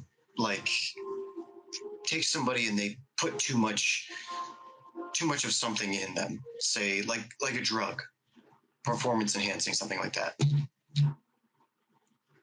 The moment you ask that question, Acer gets extremely silent. You can see that joking demeanor almost completely fade. And he just goes, yeah, I can relate to that. So unfortunately, the creation of a gargoyle involves, of course, quite a bit of magic, but it also takes a mortal being forced upon quite a bit of enchantments, enhancements, and they have a very high chance of going insane. They are strong, but from what my master told me, there is nothing worse than a gargoyle without a master. They are their skin turns to stone. They are gargantuan, giant, strong, fast, but honestly, I've only heard tiniest bits of whispers, if there are any still existing in the world today, because most of them were destroyed a long time ago. Right. Well, shall we then? Yes, we should. Are we all going in this time? Or is Acer staying in the car again? Ace, that is up to you. 1 second. And he kind of pulls out his phone and checks to see if there's any place that he can tap into. Pull out your phone, just try to see like any type of internet signal or anything that may be going on right now. You do get the restaurant's Wi-Fi. Don't really see much more than that besides the occasional hotspot on people's phones that are too naive about technology to really know how to hide them. Looking around, you're not seeing any type of Wi-Fi or signal that you would think comes from the lounge itself. It might be a bit more lower tech here. Well, I'm pretty much useless out here. Hell, I'm pretty much useless in there. So I guess I'll just sit here and be backup.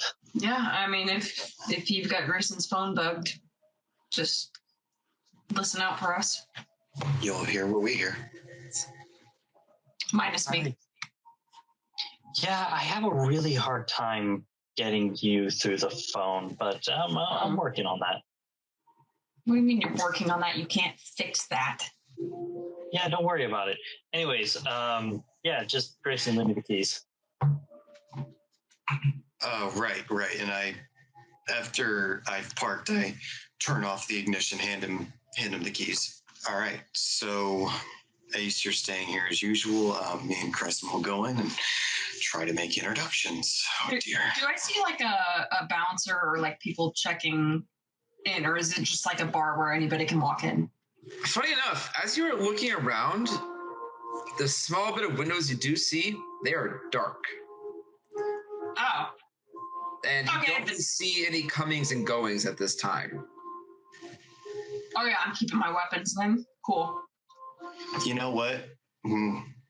If I see her going for her weapons, I'm going to go ahead and slip my gloves on and change my shoes back. Okay, so you guys are going in armed here. Yes. Yeah. Oh, wait. I'm sorry. Kristen, do you relay this to us about or can we just see it? About what? Oh, About yeah. I'll say, yeah, the windows are dark. Doesn't look like anybody's going in, so. Yeah, I'm going to put on my gloves and my hidden knife shoes. Easy enough. So both of you do arm up to the teeth as you guys exit the vehicle, being mindful of the street, and you do cross this north side of, course, Seattle. It's visibly closed and barred off. There's a large warning sign on the front door that says, "Please wear safety equipment when entering." Appears this building is maybe in a state of renovation of some kind, which would explain why a lounge would not be open at this hour. It's from the outside appearance, standing from the front looking in, the neon sign casting this very bright pink glow over the front of the establishment that kind of reflects very strangely, casting strange shadows over the entire kind of corner area this little bit nestled, this little nook kind of nestles itself into. What do you guys want to do? And there's nobody outside this place right now, right? It is dead quiet. The only thing that you have to hear the sounds of the city, the occasional car that passes by not too far away. This, so you know, Crook's Lounge is kind of nestled in this strange little corner spot.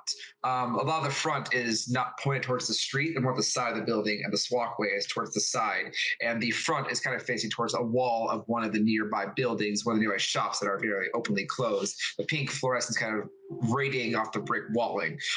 There's a small little kind of gather, or maybe be an in the process gathering area at the front, a deck that's been heavily torn out. But just at the front of the window, just by not really getting within, like, peering inside, just by seeing it from where you are, it appears to be very dark on the inside, and there's no movement, there's no sound, it doesn't appear that anybody's nearby right now. I'll go up and try the front door. It is locked. You kind of click down the old handicap, get a push, and then both doors seem to be locked closed. All right. Maybe there's a back way, or we can go in through a window or something. Let's try giving every entrance a try before we... So you're going to try and patrol around the building, see what you can find? Yes. Yeah. All right. If you guys want, you guys can both make individual Wits plus awareness rolls, or one of you guys can help the other, give them an extra die. Let me check my Wits and awareness. I have 6 dice in that. Never mind. I'm giving them... Give it a Crescent. All right, Crescent, you can go ahead and roll your 7 die and make sure to include your hunger in that. Yep. There's no way mine wins against yours. No. 6, 7 dice. Yay! 7 dice. Fail. Oh no. Okay, so that's still 3 successes. Okay. Did you want to burn a willpower if you wanted to? Or you have what you have? I've only burned 2 tonight, so yeah, or I've only burned 1 tonight, actually. So yeah, I'll burn another one. Okay, you go ahead and 3 black die. You want to roll those? Just 2 more.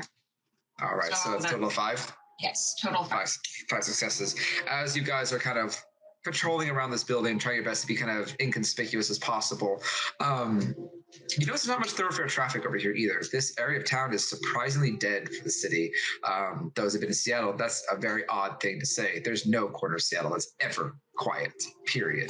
But this area, almost unnervingly quiet. It's weird. But as you guys are kind of like patrolling around the building, kind of cutting through the alleyway back onto the thoroughfare street, making it around, there's not really any back entrance. But Crescent, you do happen to notice as you guys are walking down the main street, the main sidewalk that faces the street on the side of the building, there's a small, almost... how do I explain this? Like a small, very sliding window, about the size of what you'd see in like some bathroom showers. It's just like a basement window. Yeah, it's basically a basement window, essentially. Gotcha. Okay. There appears to be some kind of basement window. All right. Not seeing really a back door, but there's this. Could be something. Take a look up. Okay, well, it's something, and I think it is smarter to go through a back entrance rather than barging through the front. Just be careful. I'm definitely taking a look through the window. Okay, so you both almost take a look before you guys try to get in? Yeah. Okay. Oh, yeah. So you both kind of crouch down to the ground and look into the glass. And the hair on the back of your neck immediately stands up. As the moment you guys kind of like, okay, let's look. You lean down just at the right moment to see a limp, young, blonde man being cradled in the arms of something as you see the flash of fang dive straight into his throat. Oh, okay. I feel like I'm interrupting a moment here. The moment you utter that word shit, you see a flash of movement. The body is dropped, and whatever was holding him scuttles back deeper into the darkness. Damn, sorry. It took me by surprise. Yeah, that was... Is that the guy we're looking for? I don't know, honestly. But something's in there. And I will kind of resend my previous statement again. Reading on live is fun. There was actually indeed a back door that you guys did pass. It was a very large door as well, so there is a back door if you guys want to try that as well. But this window does seem like it doesn't want to give. It just seems like it's locked from inside. Okay. I would say let's go try the back door. Fair point. Let's give that a try. Yeah. Okay. So over the back door. kind of making your way quietly over towards that back door and kind of give it a tug. It is locked, though it does seem that there is actually a standard key lock in there. If you guys would like try to break in somehow, it's up to you. Do I hear like anything in there? Go ahead and make a wits and awareness. Good.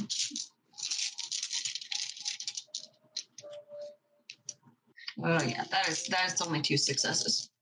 2 successes. You kind of press your ear to the door, and you don't really hear anything on the inside. It seems eerily quiet. I mean, I want to try and at least be a little bit more cordial, and who knows? Maybe they've come to their senses after a meal. I'm going to look to Crescent, and then I'm going to knock on the door. There's this metallic echo that kind of reverberates through the door. It's a very thick door. And you kind of recognize this certain type of paranoia that a kindred would have, considering a lot of your doors in your own establishment were built just as thick. It's quiet for a moment before you see a small eye port about eye level, the back door kind of open up suddenly. Hey, we're closed. Go on down to the Steelhouse Lounge. Excuse me, we're looking for somebody. The door kind of, the latch kind of closes before it kind of closes. Told you we're closed. I know, but we are in desperate need to see Mr. Crooks. You see the door, the visor does stay open. The eyes kind of looking at you, almost this. You can see just the faintest bits of dark, almost gray, sickly skin. You can't really make out any facial features because you only can see the eye slits coming through, but they are these bright, almost angry, irritated red eyes that kind of almost burn through. He's like, who wants to know? Who's looking? Well, and I lower my glasses and I reveal my eyes for a moment. Kindred.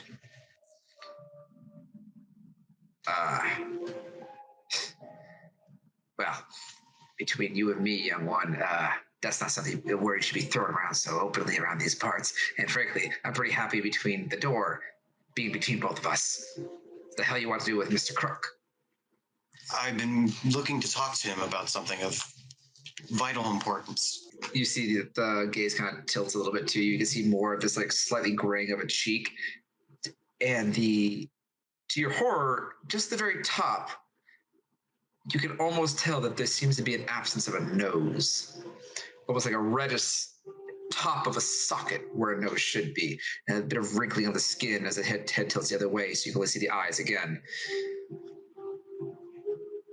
Go ahead and make a, let me see here. Go make a charisma plus persuasion. Okay, just let me double check. Charisma. And, gosh, I need to put more into my thing. I'm going to try and rouse the blood again to raise my chance. Go for it. Okay. I do not save. That dictator whispers in your mind. You can hear that your own nails scraping against stone of his throne. Just kick the fucking door down, Grayson. You and I both know you can rip this stupid piece of tin off its hinges and eat the damn fucker. Obviously, he's a problem. Just kill him.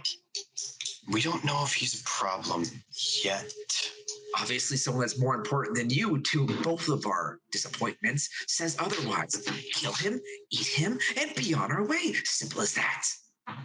No, it is not simple as that. We don't know what he is, what he wants to do. He is one of our kind. We do not commit that. Grayson, I'm warning you, you are really starting to irritate me. You are being too passive. How are you going to become a prince this way? Take it by force. Use some guts for once. With time, you will receive blood for your patience. Tonight, I swear it. Fresh, human, relax.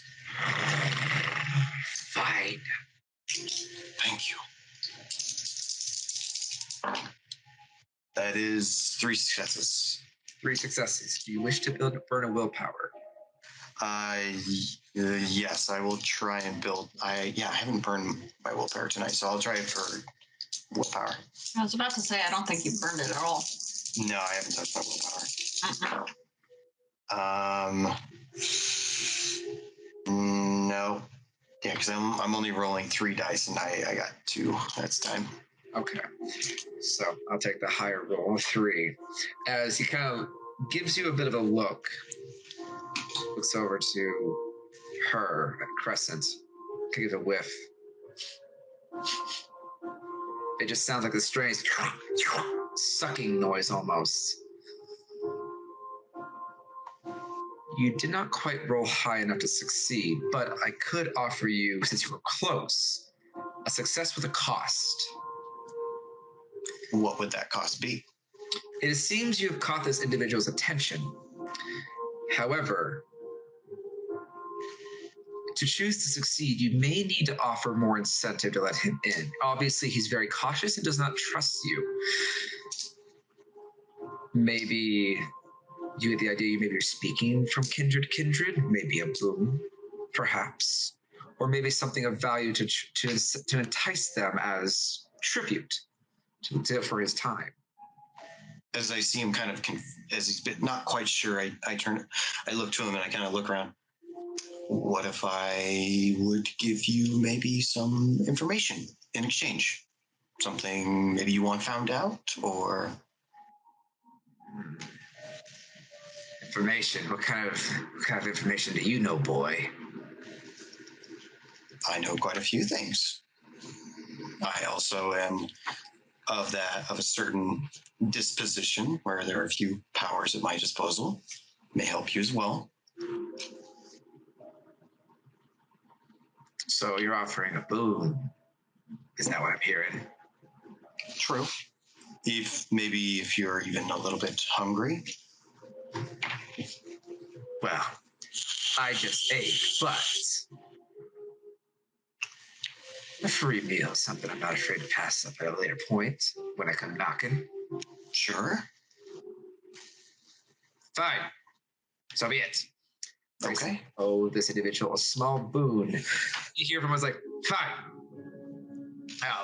Once we're done talking, if I find that you're worth my time, I'll see about cashing that little favor. I could always use a tip me off here and there.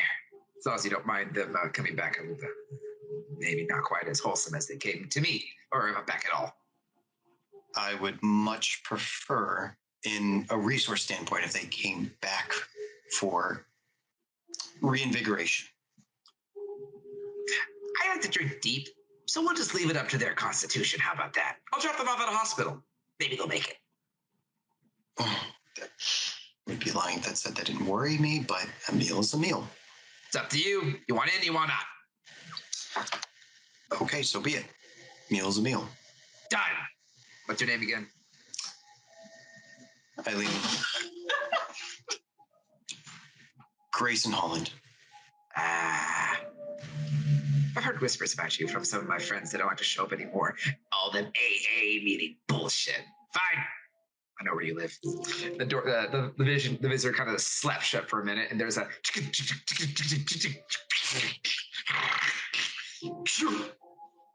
I turned to Crescent. We were not getting through that. Yeah, there's no way. I'm glad that you talked to him. So, what you guys see as soon as the door is pulled back is this hunchbacked, almost ghastly figure. It actually catches both of you extremely off guard. Crescent, a little bit less, but Crescent, you get the full front of it. You see a hunched over man with a massive hump on his back that just lets his shoulder kind of leaning over in one way, his chest sticking up in another. He cranes his head wide with a slightly unusually long neck that kind of just seems to bobble back and forth.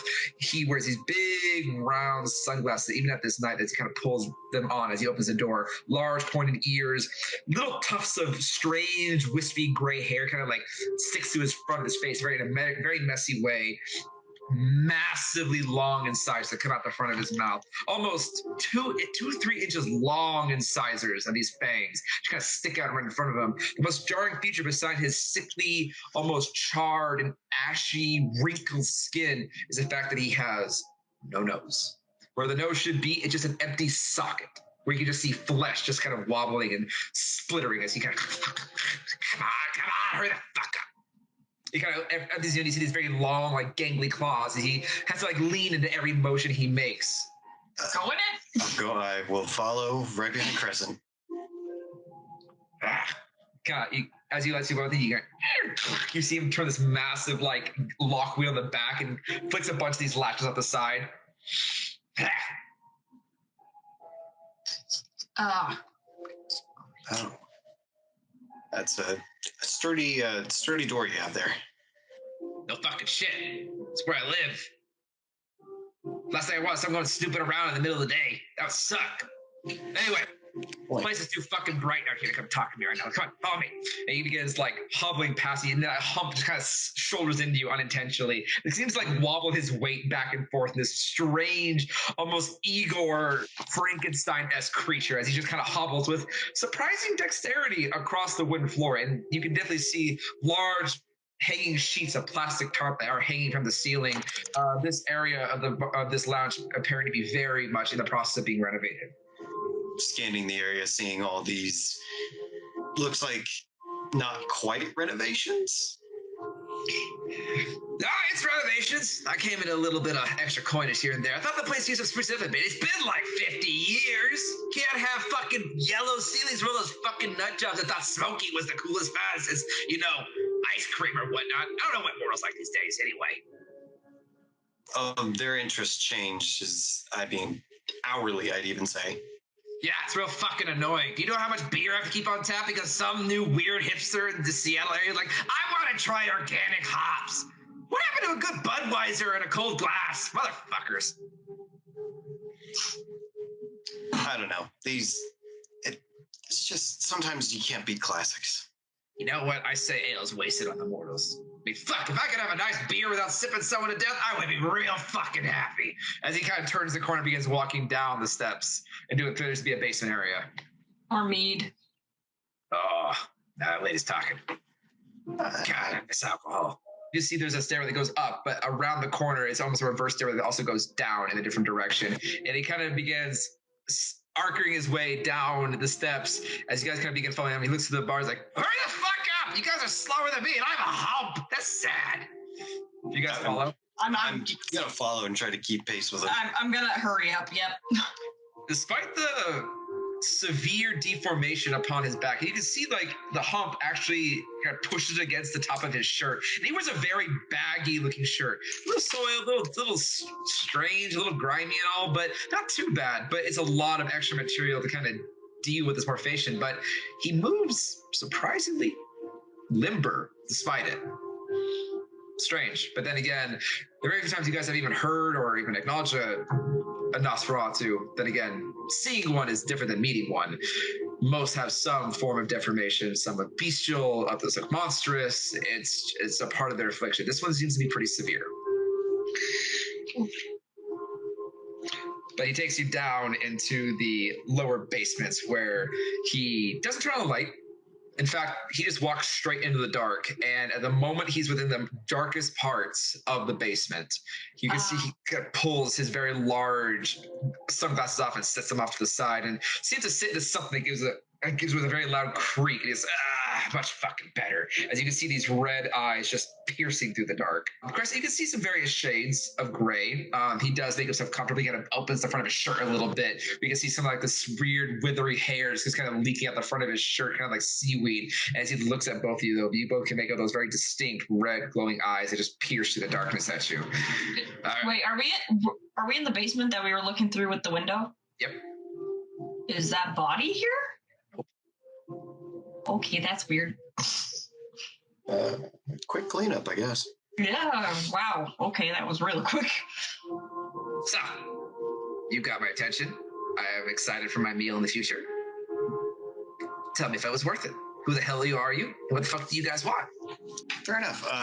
As I said, my name is Grayson Holland. This is my friend and also part of my coterie. If you'd like to introduce yourself. Crescent. I'm Crook. But Crook. if you want to, at least that's what the kids on the street call me.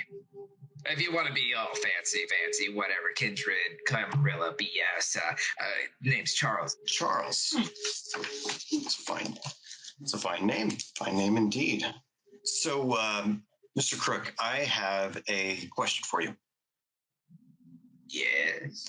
Do you happen to know about some people coming in They are our kind coming in on a flight tomorrow night. Every time he kind of seems to like move his head a little bit, almost moves it like a bird in a strange way. But every time he moves, you hear like almost like his spine is constantly readjusting with every movement he makes. But it doesn't seem to flinch. I mean, I hear a lot of things that goes on in this city. After all, when you know as many people as I do, you tend to hear a lot of things, a lot of secrets. Sure, I would understand that. Only reason I say is because we are actually they are friends of the same clan as me, and basically I came here to just make sure that we would be able to get them without too many complications. I'm not so sure about this, Sonny. See here, but what I'm hearing, what you just said there is a load of fucking horse crock. And either you don't know or you're lying to me. So I'm just going to err on the side that you seem like a real sweet boy. Like I really just want to peach your fucking little cheeks off. That you just don't know what the fuck you're talking about. This is the information I was giving. Well, either you're making shit up because you're trying to fill the void or you don't know what the hell you're talking about or they're obviously lying to you. Regardless, ain't no fucking Shermir coming in and out of this city anytime soon. Shermir like to keep their own. You not both know that. Don't be dumb. Well, whoever's coming, or at least whatever is coming into the city. Mm-hmm. It might be real fucking entertaining if I get my hands on it. So, I don't know what I might do. After all, I've been kind of bored lately. Honestly, the city's too fucking quiet. Man, I miss the day. I miss when this city was up in flames. Oh, that was real fucking interesting. Right after that first big old flood that took out like half the city and built on top of it. You know what those fucking nut mortals did? They damn near burnt the city to the ground. And that was fucking funny. Yeah, now there's supposed to be a whole underground. I can neither confirm nor deny that concept, young lady. Yeah, I'm sure you can't. I can't. Well, we'd like to keep the issues minimal for tomorrow. Well, I didn't say I was going to do anything about it. I'm just saying a little bit of entertainment here and there is real fun. Okay, so what's it going to take for you to stay out of it? Maybe if you want to view, you can, but if you don't interfere, what's it going to take? You barter your way into my home just for the opportunity to tell me what I can and can't do. More like entice you not to do something specifically. Entice. Frankly, I don't give a shit about most of the shit that goes on in the city. Anarchs, Camarilla, I'm part of this, I'm part of that. It's just a lot of fucking white noise. It really is. And now this whole Dragos thing that's going on, I don't take it serious for one fucking second, honestly. It's gonna be long and gone before we know it. So I was gonna take his head off, and then I was gonna take that head off, and then we're just gonna all have fucking daisy chains rolling heads down, knocking down pins in my lounge at this point. I don't fucking care. I just choose to try and remain as neutral as possible. And our Camarilla, I just get real sick and tired of both sides. What if I said I knew where some fun is going down where you could watch a little bit of chaos? Now, see, this sounds like drama that's already happening. I'm more of an involved character, if I say so myself. So, I'll probably hear about it, but I don't fucking care if I didn't cause it. So, no thanks. Well, it hasn't happened yet. Was probably going to. Of course, you could always go over to where we're thinking of and pour some gas on the fire.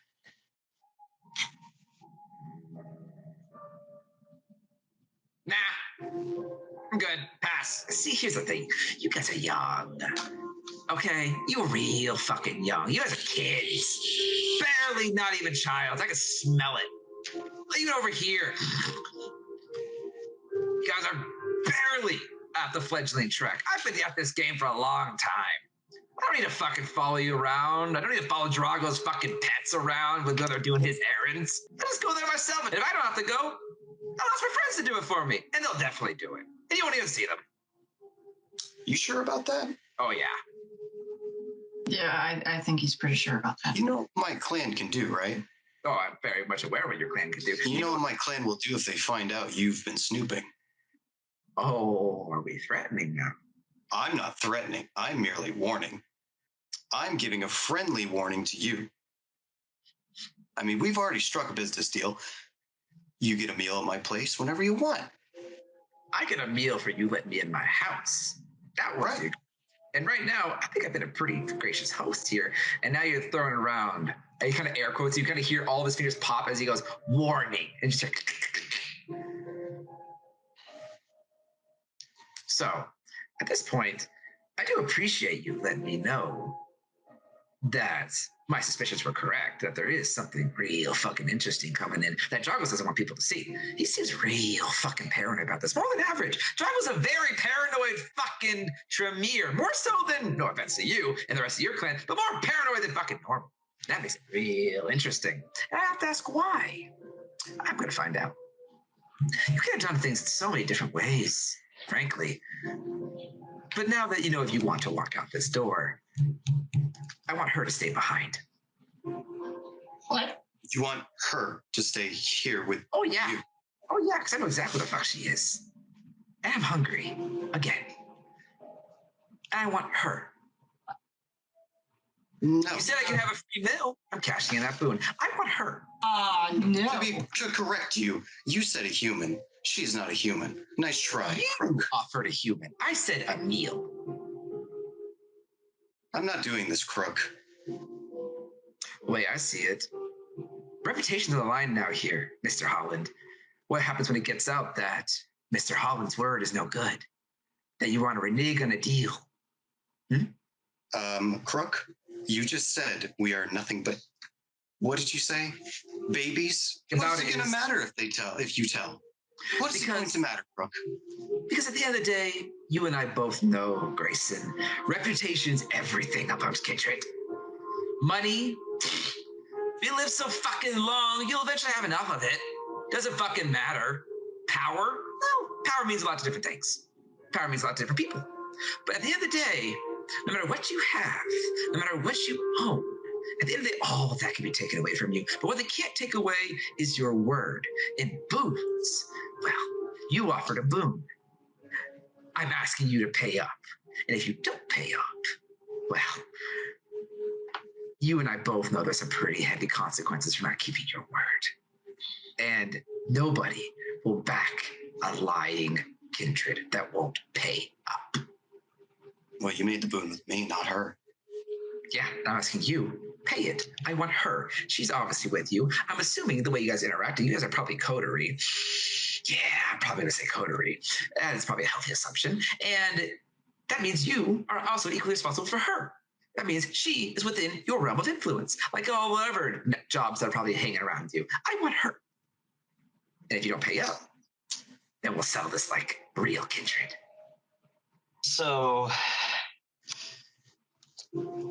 I'm so sorry about this, Grayson. I'm going to go ahead and hop in the front seat and turn on the car. Oh, dear. Oh, no.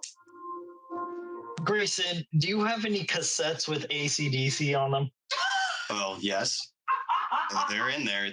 It would definitely be an oldie. I'm gonna go ahead and pop out the one cassette, put in AC/DC, skip to the track that says "Highway to Hell." Immediately, as soon as you kind of press the button a few times, give a small breath, all of a sudden, Highway to Hell begins blaring out the side of the speakers. And as soon as it does, Grayson and Crescent, you do notice Crook's ears kind of perk up for a moment. What do you do, Acer? And I'm just going to do like a little K turn, position myself right in front of the establishment, kind of aiming for more. If there's no windows, I'm going to be aiming more for the door. Uh-huh. Throw on the high beams, and I'm just going to floor that motherfucker, and I'm going to just break the damn place. Oh my God! So are you going to fly? I'm just making sure I'm understanding. You're trying to drive the truck through the front entrance or through the side where the basement window was? Well, I'm assuming that the truck can't get into the side, and we're parked out front. You're parked off across the street. Where that window was is facing the sidewalk street. So you'd have to kind of pull around to get to the front or go straight through the side of the entire establishment. Oh, well, in that case, just go straight to the side. Closest door, just ram it. So this is what happens before anyone else has time to react. As soon as he says this, you see his ears perk up as soon as that grin hits his face. And then all of a sudden you hear the very loud, unmistakable engine just he's like, what the fuck? Just in time for you all to see high beams coming straight through that window. Okay, sir, I need you to go ahead and make, you know what? This is going to actually be, check this to be a test of will. Because this truck is definitely powerful enough. I need you to go ahead and roll Terror Frenzy. What just happened? All right. Can I grab Grayson at that moment with rapid reflex and start getting Please? out? Consider the fact that you had no forewarning about this. No, Damn it. there was no warning to this whatsoever. Even with rapid reflex, it's fast. I'll say the bare minimum. It will give you guys the highest chance of not taking damage from this. Okay, well, great. Cool. All right. Damn. This is not how I expected it to go. This is Neither bad. did I. This is so bad. This is fucking Negotiation failed. Wow. I have to do something. I know what you guys are talking about. This is fucking great. This is gold. Leave Acer behind with the truck, everybody says. He won't do anything. He's harmless. Yeah, no. He went from parking job to full on trying to vehicular manslaughter someone. Oh man. I gotta say, Grayson, you were starting to hit that line of possibly swaying him over, but it just didn't quite land in your favor. Really? Because I thought he was just stonewalling me. Not entirely, but if this ends in a certain way, I'll tell you more about his backstory. That'll make a lot of sense. Okay. So that's a 5 for me. 5. Critical +1. All right, that is enough to maintain your trajectory. You do have the last minute option. Are you going to ride with this truck all the way through the wall, or are you going to bail out? Oh, no. I'm in it for the long haul. So this is what happens. You guys see high beams. You hear tires screeching on pavement. Crescent, your rapid reflex is just barely enough as you hear, what the fuck? The entire foundation of this entire building is rattled and swaying. As you feel the entire ground shake, you rapid reflex. You grab a Grayson, drink and shrapnel begin flying everywhere. Glass shatters off the front headlights of your car. And Crescent, I need you to go ahead and roll dexterity plus athletics to see if you're fast enough to mitigate any damage that Grayson may be incurring here. 5. A new truck. Did you ever name it? No. Because it was going to be that much harder. But you know what? Everybody suffered losses today. I got to take one. Brand new truck. You've had it for like a week. Oh. 4 successes. 4 successes. Okay. Grayson, you take 1 point of aggravated damage. Ow. As the moment you feel Crescent pull you back, it's enough to knock you off your feet and land backwards as you feel the front end of that tire slam straight down on top of your ankle. Oh, you feel the bones crunch. You feel the sinew just tear and rip as you just pull out of the way. You have to bite down yourself just to keep yourself from screaming in pain as you feel the weight of that truck just land right on top of your foot. Just barely in the nick of time. It could have been much worse.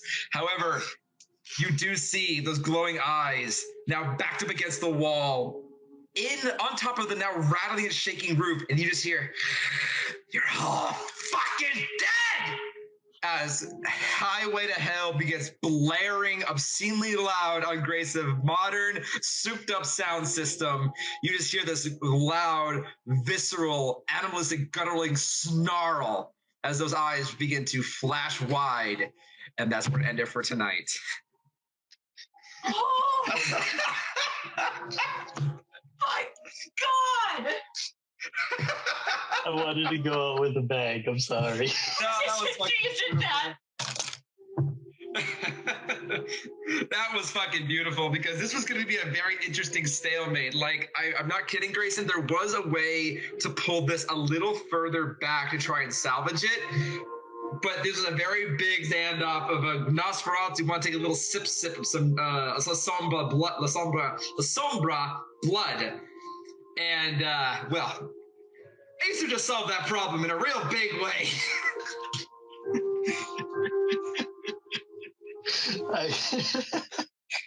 Look, I'm sorry. I heard the thing going downhill, and I'm just kind of like, well, I can do one of two things. I can either call the cops and threaten him like that, or I can take a page from his book and have a little fun. I cannot fucking believe it right now. This is fucking great. Where do you think I'm at right now?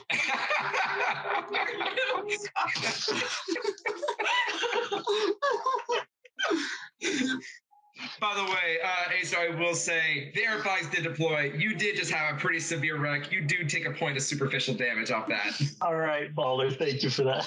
No worries. Thank God you're kindred, because that probably would have killed somebody. And you know what? You don't know. That little maneuver may have just got somebody killed. But unfortunately, at this time, as we fade out of this very tense, dramatic situation with Crook, the Nosferatu, as you have now just fucking decimated his haven, a fight is definitely about to ensue. And we'll just have to see what happens next time. Poor Grayson's just dying right now. My car, my reputation, and now. And now your foot. And now my foot. Ow, fuck. Hey, that could have been worse, okay? Oh, That's good. Yeah, Thank you so much for that. But, ow. I definitely could have sent a text before doing that. You could have! You could have done a lot of things before doing that. But this was just so much more fun. It's like pondering your life choices up into this moment would have been also a great start. But I agree, this is fucking great. That was a session. That was, wow, okay. I don't even know what to say. You know what? Let's just say it right now. Ace is absolutely MVP of this session. Yes, I agree wholeheartedly. You get the crown for this one. Next Sunday, we're doing this. Next Sunday. Yes! All right. Down. Let's do But it. for now, good night, everyone. We will see you all next Sunday on this holiest of days to play more Vampire Masquerade. And for now, we wish you all a good night. And just remember, lock your doors and always sleep with one eye open because someone may be watching from the dark. Good night, everyone. Good night, everyone.